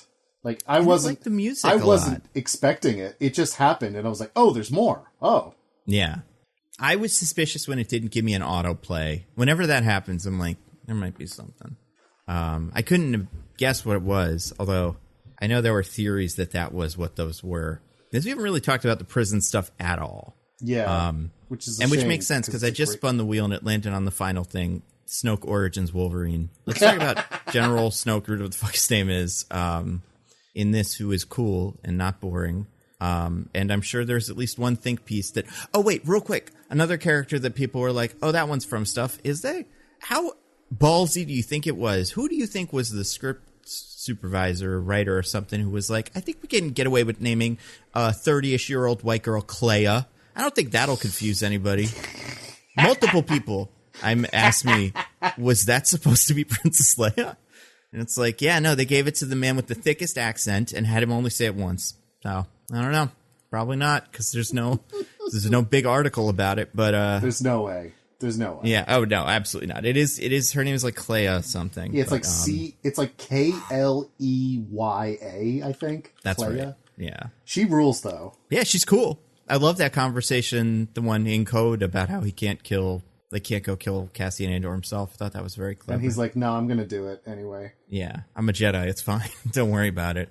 I love the one she has with Vel, where Vel is like, I want to talk to the rebel leader. And she's like, this is an antique shop where I sell antiques. Would you like to look at our wares? Yeah. That was funny. That was good. Also, apparently the daughter of the shitty daughter is named Leida. Leida. Yeah. I said it earlier, I think. I didn't notice that. Are they getting paid by is there some sort of... Is this fucking not Elder Scrolls, Elden Ring again? Where everybody has to have the same 8 letters, just a little, shaking around a little bit? Every Star Wars name is derived from a name that was given in the original trilogy, and there's just so few women names that they could only all be riffs on Leia. That's fair. That's a really good point.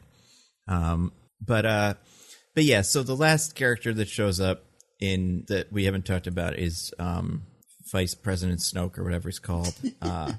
How surprised were you when you met Kino Loy for the first time? I mean, I was pretty surprised. If you mean how surprised was I that Andy Serkis showed up? Pretty surprised. Yeah.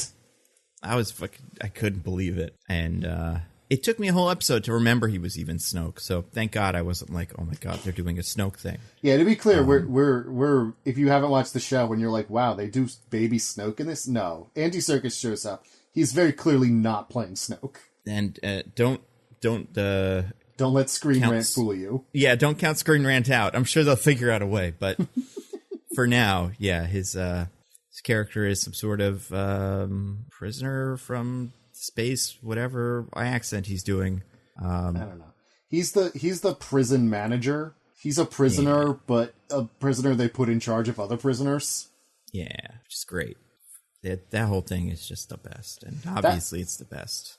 I mean, yeah, that prison is a nightmare, but also, this is this is the prison the Empire would make. It's Yeah. like what I said before about taking the Empire seriously. Like, yeah, this is what they would do. It's got that kind of like, you know, and it's got the same level of like, obviously this is a dumb way to make a prison, but they're really, really cruel. So they made one where the floor electrocutes you and the guards don't even need guns because they want to be cool, tough guys. But if that ever collapsed, then the whole thing falls apart. And also they like understaff it, and they don't like, they have this super state-of-the-art tech to like shock the prisoners, and because they have that, they like let everything else slack, and that's a really bad idea. Yeah, and even like I almost think the finale, the post-credit scene kind of undercuts this. I like the idea that they kill the prisoners, because what we learn halfway through that, or like at the end of the second episode of that arc, is that all of the prisoners are like, they serve their sentences out, they're taken out on a ship and then taken behind the barn and shot, or put in another prison until they rot and die and stuff, I think is what they say. I think the idea is like there's other levels of people who've been in prison before, or like other levels basically where they put old people who were supposed to be released. And it's like, no, actually, you're still in prison. Have fun. Yeah, and it makes sense because it does, you know, helps to motivate them to work, and it helps get them to build their little asterisks. But also, the idea that, like, it makes, because I guess it makes sense knowing the post-credit scene, because it's like, well, yeah, if it's part of the Death Star, they can't show it to anybody. Like, no one can know how they made it, because that will potentially lead to a vulnerability in Death Star. Sure. But I also like the idea that they just kill the prisoners because they want to, because they're cruel, and, you know, that's the Empire, and that is inevitably what leads everybody to rebelling and breaking out. But like, it's probably trade secrets. That's why they really do it. I get that, but at the same time, I feel like part of what this show is getting at is like, yes, there is absolutely that just like total cruelty inherent. I mean, there is Dr. Genocide Torturer. But a lot of it is just like not caring, you know? Yeah.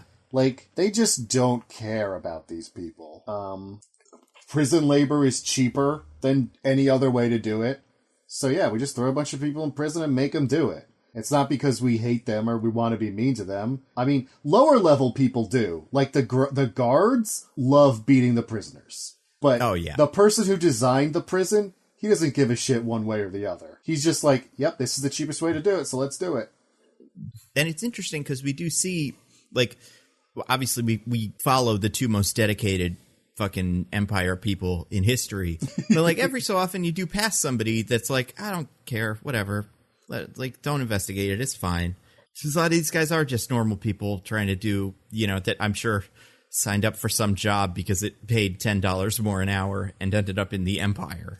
Yeah, and that doesn't excuse them, but it's like they don't give a shit about any of this cause. Like, it's just this is their job, and you know. Oh yeah, this prison is full of those guys. Yeah, I don't know what else was cool about that, about the whole thing. I mean, just arc. the radicalization of Andy Serkis. Just the way, they eventually find out that they like killed an entire floor of prisoners because they found out that nobody gets to leave. Yeah. And just the way that, like, galvanizes everyone.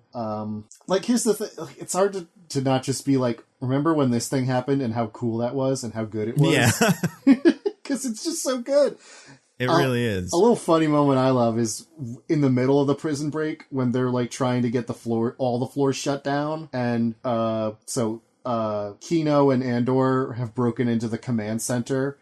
And they're shut it down. And the one guy who cares is like, there's so many different things you could mean by it. How am I supposed to? Just in the middle of his sentence, they shoot and kill someone. And he's like, okay, we're not fucking around. Got it. I loved how many people Andor shot and killed. Like, in the whole season, first episode obviously shoots those two guys. But, like, there's another moment in that prison break where he just passes a guy he bonked over the head or something and just shoots him. Because it's like, well, I might as well. He might get up. And I love that. I think it's cool. Andor double taps. Andor doesn't. Yeah, he does. Like, it's great. Someone's down, shoot him again. I'm not taking chances. Yeah. Yeah. That's why I think Andy Serkis has a shot at maybe getting the Academy or whatever, Emmy or Golden Globe nomination for like some sort of side character or cameo or whatever. Is because I do think that moment in 10 is probably the moment that seemed like, besides just all the stuff in the finale, that resonated the most with people. And I think Andy Serkis is also one of those actors who it's like people don't give him enough credit. So yeah, feels like the right kind of time for that. Also, as long as we're talking about that speech he gives, also, it's interesting. It happens multiple times in this show where someone repeats something someone else told them. It just feels like, because like you have that where Andor said stuff about how no one's getting out, they don't care, blah, blah. I forget exactly what he says, but Kino repeats it in his speech to all of the prisoners about how they got to get out. Like Vel repeats a thing that Sinta told her about, like, the first thing is a rebellion, we take what's left. She repeats that to Mon Mothma. I'm trying to think, there's other stuff. But yeah, there's like a lot of like people learning from other people in this in a interesting way, which I feel like ties into the whole, like, the finale ties it all together, where it's like the whole spontaneous insurrection thing, and people learning from it, supporting each other, and the ways that inspires rebellion in a way that goes beyond even what like Luthen is doing. And it is crazy because, the whole rebellion is like, or the whole like closed loop of the story is Luthen goes to recruit Andor because Luthen wants to do a rebellion. Andor does a rebellion that like gets everybody psyched, including the mom, who dies, and then starts another rebellion while Luthen is there. And he's like, oh, cool, that rebellion I did, it's going. It's pretty sick. It's pretty cool. Yeah, and I feel like in that moment, like for Luthen, like I don't think he expected this to happen. Oh no, not like, at all. But what I mean is, like, I think it surprises him in that moment to realize just how fertile the ground is for what he's been trying to do, how much people here are willing to just on their own, without him like doing stuff to encourage it, just rise up against the Empire just because they hate the Empire that much. I feel like there's an element of like he didn't realize, like he's a Vanguard Party guy. He's like, we've got to manipulate things behind the scenes to get things ready to shrew out the government, and he wasn't ready for there to be an actual popular mass movement uprising. And I think this is him being like, wait, could there actually be one of those too? Yeah, that makes sense. Yeah. It's cool. The ending is cool. Also, real quick, Nemec, the little theory boy who writes his manifesto and then gets literally crushed to death by Capital. That's fun. This whole show, I've been like, God, I want Andor to read his manifesto and get radicalized. And they finally did it. In the finale, he reads the manifesto. Yeah. I was so happy. That was so good. And yeah, what do you want from the second season? More of this. Yeah, right. We don't know too much about it, besides it ends probably with Rogue One, but yeah. I think it'll probably do the same, like, flights or like little 3-episode arcs. I think Tony Gilroy has said that. So this took place 5 years before Rogue One and took place over the course of about a year. And season 2 will be the other 4 years. And so it's going to be like each little arc is like a point in time in one of those years. Yeah, I believe I remember seeing that. In fact, I think it's even, we've seen like what the breakdown is. Like episodes 1, 2, and 3 are year 4, episodes 3 and 5, like, so I don't really even want to check because I don't care. Like I'll see it as it happens, but yeah, that does seem to be the plan.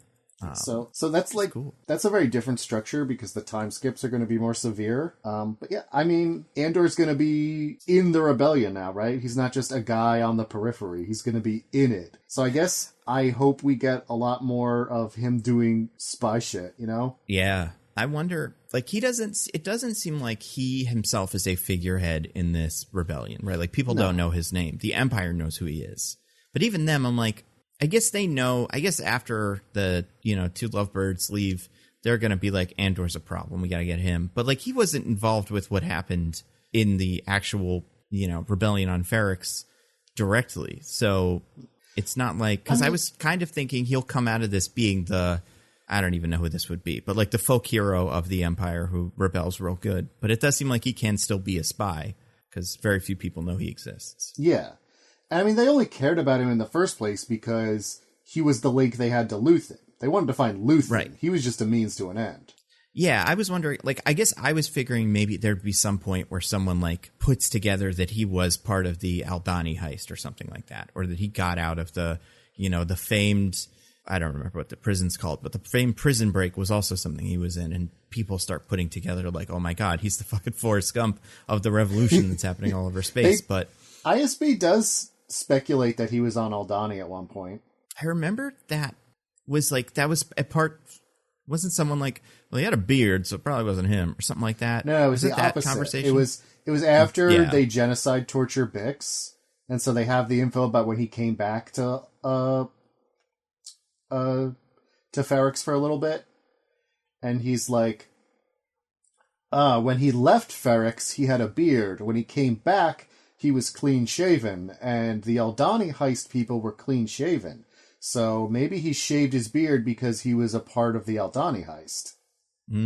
Okay. So...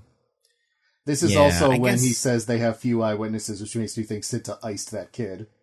Yeah, that makes sense. So I guess the only way they could figure out it's Andor is if they get their hands on, like, you know, Sinta or Vel or something like that. But, or Luthen, but... that doesn't seem possible because he's a Jedi. So yeah, obviously. Sneak up on him.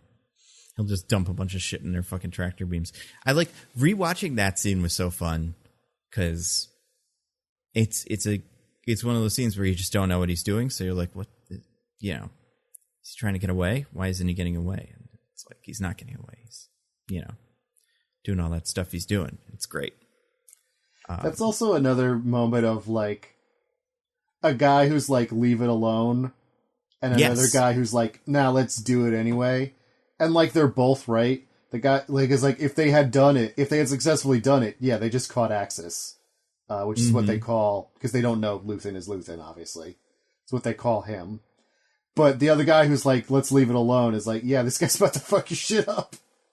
Oh, absolutely. It's very like, it's another one of those moments where just being a bully is what gets everything, like, makes everything worse for these guys. Like, because that guy's only doing it because he wants, you know, flex. And I think he says, like, it's like a moment we could teach how to do it. But it's like, nah, he's like, they could use the practice. Let's just search this guy. Yeah. It's so weird. It's so good. I think that was the moment, too, where someone pointed out the use the tools of my enemies to defeat them line. It's like, that's what he does. He uses their stupid tractor beam to kill him, that's kind of. True. That's good. And it's the same thing, too, because it's like he ramps up his, you know, thrusters to get all aggro, which is kind of like getting how, like, some of these characters get the Empire to react stupidly by doing things that, you know, only jerks would respond like that, too. And then they do, and then things get worse for them. So... yeah, he's pretty cool. He's a cool guy. It's crazy. It's crazy how much, like, if you had to name... I don't know. Maybe this is just recency bias. We'll see. But, like, this show... all these guys are going to be, like, top 20 Star Wars characters from now on. Yeah, like, right? They're all just so cool. It's great. God. And they should never go to Rebels. Please don't send them to any of the other shows. Even if the shows are good, don't do it. It's bad. I think Rebels is over, isn't it? That's what they said about Clone Wars, and look what happened. That's fair. It's never... Maybe that was a Chapek decision, and it will be reversed in due time. I don't know. Could be. But yeah, no, if you, like, 6 months ago, put a gun to my head and asked me what the name of Diego Luna's character in Rogue One was, I would have said pull the fucking trigger, because I can't. Yeah. I do, like, not, like, want to, like, I told you so, but I do remember when the first trailer came out for this show, and, like, just the aesthetic and, like, kind of what it was... seemed like it was going for. I remember seeing tweets from people and like also tweeting like, I think this one might be good. There's something about the way that it's produced that leads you to believe. And part of it too, I think has to be the, trying to think of what else because this happens all the time, but the idea that like there's two projects being produced at once, Obi-Wan Kenobi, the big giant, big budget action star thing. And this, and the company focuses on the other one and gets micromanaged to death. And then this one is just left to its own devices and it becomes cool by that, you know, reason. And that's great. It's kind of like, I guess Mandalorian is kind of like that. People think that's how that happened. Is like Star Wars, like was really focused on episode 9. And Mandalorian season 1 was able to be cool because it was able to be the small ship that kind of didn't get all the attention.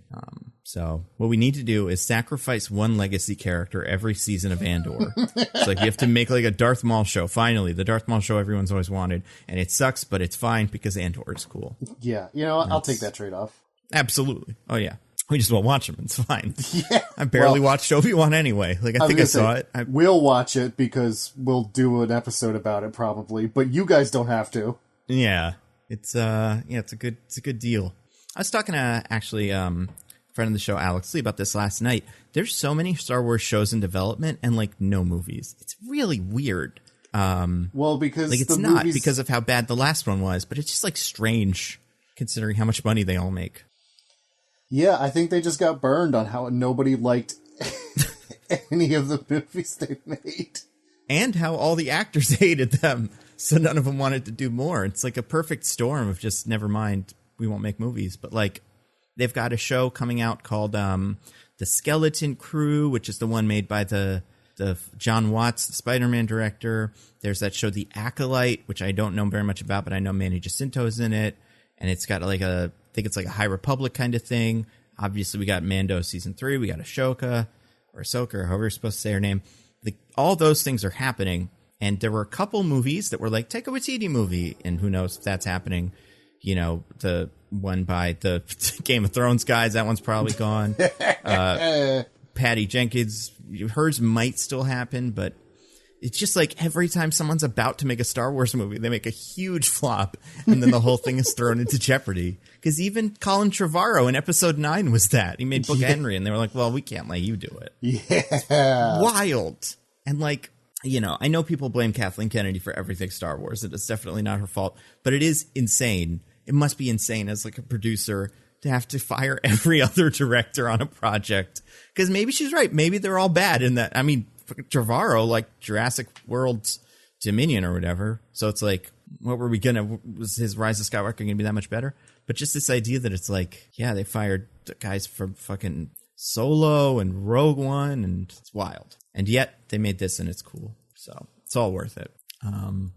So that being said, now that we've talked about it, we can't recommend it. So that's going to be tricky. But do you want to get to recommending some stuff for the fine people? I would love that. All right. Diggins, what do you got to recommend this week?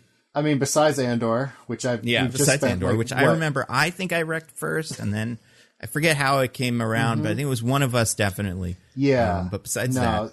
Only the two of us have ever wrecked Andor, I'm pretty sure. Yeah, I'm actually glad we did it this week, because I don't think DJ's seen it. Yeah, I don't think he's been watching. In fact, I remember him saying last time off mic, he was like, I can't believe you guys are watching that stupid Andor show. There's no way it's any good. Yeah, I think it was like, I think he said specifically, he was like, there's no Jedi in it, and it's not connected to the old movies, so what's even the point? And also, I don't know, some bullshit about the Dolphins. I can't remember. And then I said, but DJ, Mon Mothma first showed up in Return of the Jedi. She's from the original movies. And he said, yeah, but that's a woman, so she doesn't count. And you don't even want to hear what he said about Forrest Whitaker's guy. That was not nice. But yeah, not okay. He said he has a weird respirator thing that it's like, what's his deal? I don't understand how Forrest Whitaker's character just like exists in the world. Seems like he's always like 10 inches from just dropping dead. I think it's cute that he is kind of like almost like a mirror of Darth Vader. Like, and he's supposed to be this like, the Empire has taken a huge toll on him physically. But I'm also like, it's crazy that he dies in an explosion and not just falling down a staircase because the writing was on the wall. Anyway, but so besides Andor, what do you have to recommend? Real quick, I just want to underline a rec I gave last week of the game Pentiment, which is the adventure/mystery game set in 15th century Bavaria. Or is it, I think it's 16th century Bavaria. Actually, it's the 1500s. I finished it since we last recorded, and phenomenal, extremely well written. Absolutely, if you like story games, adventure games, etc., give that one a shot. It's only $20. It just came out. It's so good. And you said it's called The Pentaveret, starring Mike Myers? That's what it was? That was it. That's what it's called. Nice. It's called pentiment, which is the act of painting over an existing piece to create a new piece. Like what everyone does now with like paintings from Goodwill where they put like Spider-Man on it or something. Yep, like that. Yeah, cool. I also want to rec a movie I saw this weekend that surprised me called The Menu. Oh, that's good. Yeah, so I went to it expecting it to be like, oh, Cannibal Eat the Rich movie, the famous chef goes crazy and serves humans. You know? That's what the trailers make it look like, right? Yeah. That's really not what it is at all. Nice. It's a much more pointed satire about, like, high art and the creation and consumption of it. Specifically, like, you know, hot cuisine and restaurants that cost like $1,000, that kind of place. But through that, it is also just a larger satire of high art in general. It's really funny in a lot of places, while also, like, it's not quite a horror movie, honestly. I would not say it's scary, but it has, like, tense moments. But yeah, no, it just... movie or whatever. I got a much sharper and more enjoyable satire than I was expecting out of this movie, and I think if that's something you would be into, you should check it out. I really do want to see that. I know one of the Seth Meyers writers wrote it, and they joke about how he just wrote this movie a lot on the show, but it's like, I like it when a comedy writer does something that's not explicitly comedy, because a lot of the times it's like Jordan Peele, just like interesting. Yeah, I wouldn't say it's quite like Get Out level, but it's very good. Yeah. Cool. What about you, Nando? Anything to recommend? I've been playing. So I played a little bit of Returnal, although I haven't had a lot of time with it, so I don't have too much to say about it. I watched the first episode of 1899, the Netflix show about a Titanic kind of ship that it goes on a mysterious voyage, or not, it goes on a mysterious voyage. It goes on a regular voyage, and mysterious things happen. It's by the guys that made Dark, so it's like kind of that. If you've seen that, it's got that vibe. But I haven't watched more than two, so, you know, or more than one, so got a lot to do. I watched a movie this week that I had not seen before, but I remember I'd heard of. It's called Ingrid Goes West. Have you ever seen this? I heard about it. I never got around to seeing it. That's with Aubrey Plaza, right? Yeah, it's interesting. It's Aubrey Plaza and, what's her name? I try not to do this. Scarlet Witch. Elizabeth Olsen. Although, it's funny, too, because Elizabeth Olsen is married to, is married to John Walker in that movie, Wyatt Russell, and he's good. But the whole thing is, like, she's a stalker who finds a new stalkee in Elizabeth Olsen, who's this kind of lifestyle blogger who, you know, wears big hats and, you know, does that whole thing. And she goes to try to stalk her, and she nails it for a while, at least. Who knows how it goes in the end. But I didn't love the ending, but I think there was enough of it where I was just kind of almost like morbidly like, I hope at the end she kills her and puts her skin on. Like, it was just such a weird premise, and Aubrey Plaza was very, very good in it as a, like, just, like, as a person who's obsessed with this influencer, but also as this really sad, lonely person who doesn't really know how things work. I enjoyed her in it. I think overall it's a good movie, but I don't think it's like perfect. But yeah, so I had a good time with that. I don't think I watched anything else. I definitely watched the show Andor. That was pretty cool. You know what? No, I did watch something else this week. What was it? I watched a show on Andor. Oh, Andor. No, it was I watched the first episode of a show called I don't even remember. Nope. It was like, it's like a cartoon about conspiracies. Where it's like Inside there's Job? Yeah, I watched the first episode of that. I think it's kind of cool. I didn't have a whole lot of time with it, so maybe I'll watch more. But it's fun. And the new episode of Rick and Morty is wild. I don't know if it's good or not, but it's very Rick and Morty. All right. So, yeah, people that have seen it know exactly what I'm talking about. And it's not incest, so it's the other thing that's very Rick and Morty. But it's, yeah, it was fun. It's pickles, yeah. It's, yeah. Those are the things. Yeah,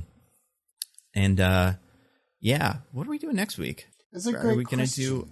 I guess, you know what, the other thing I watched was Willow, the movie about a certain magical fellow who does Star Wars, but in yes, that is medieval he's times. A Star Wars man. Yeah. So I watched that in preparation for the show, which I don't know, man. What if it's cool? What if it's Andor again? That'd be cool, wouldn't it be? Just secretly, he goes and sees Andor. But no, I think it's like, it's coming out very soon, end of the month. So I think we're going to do Willow eventually. So maybe that'll be next week. That might be next week. Apparently Pinocchio's coming out soon. Guillermo del Toro's Pinocchio. Yeah. So maybe that. Maybe and then Avatar, the fucking best fucking movie ever, you piece of shit, says James Cameron. Can all watch that. You watch that. And we also got, in case we feel like dying of boredom, we could watch Slumberland. I think at this point, I think the shock from finishing Andor and watching Slumberland might kill me. I think it will give me some sort of emotional whiplash that will make me never want to watch another movie or show again. That's very possible. Yeah. Do you have anything to plug, Diggins? Just my usuals. I stream sometimes at twitch.tv/thisisanodname. I have a newsletter, a little perspective.substack.com. And you can still check out my story that just got released, Black Powder Bind, at distantreaches.com. What about you, Nando? I've got my videos and stuff, youtube.com/NandoVMovies. I put out one this week that is my Marvel should make a great Avengers show, and they should. And if you don't know who that is, I kind of explained it in the video, and it's pretty cool. They're fun group of heroes. Squirrel Girl Avengers, right? She joins later in the teams. Originally it's 4 guys, and then she joins, and then she leaves because she's like, this is not for me. I'm too good for these guys. But she's really she is really the most the biggest thing that's ever come from them, to the point where in the final run, the most recent run they did 2006, a lot of the covers have them all doing stuff and then a cardboard cutout of Squirrel Girl on it because they want to sell books. So they gotta do what they gotta do. But yeah, it's a good it's where what's his name? It's where David Pasquizzi's character on She-Hulk, Mr. Immortal, comes from. Although he's very different in the books. And that was something that I did. And then I've got another video on Nebula now that's my Why Namor is a better Black Adam than Black Adam video, which is good. I may change because they just apparently released the footage of Black Adam or something. I don't know. I got to check on that. I won't change too much, but it may be a little different. And after that, yeah, exactly. More slow. I'm going to find even slower motion. So I can't wait. After that, I think I'm going to be working on a video. I've got some of this going on, just what the deal was with Phase 4, what Marvel was going for, and what the themes of it were. And I like that a lot. I don't know if it'll be done by the end of November, though, so we'll see. So by the time you're listening to this, it might be on Nebula, but probably not, I'm going to say. I mean, I would love the answer to that question because I certainly don't have one. I have 4 answers of what it, not what it was going for. Well, I'll tell you off air, but yeah, it's a weird phase. It might be good. Who knows? I mean, we know it's over. We watched it all, and it might be good. It probably is, actually. It's a shame they didn't make a Thor movie. Anyway, until next week, I've been at Nando View Movies on Twitter, and I'm at This Is an Odd Name. Goodbye, everybody. Goodbye. Bye. We love you.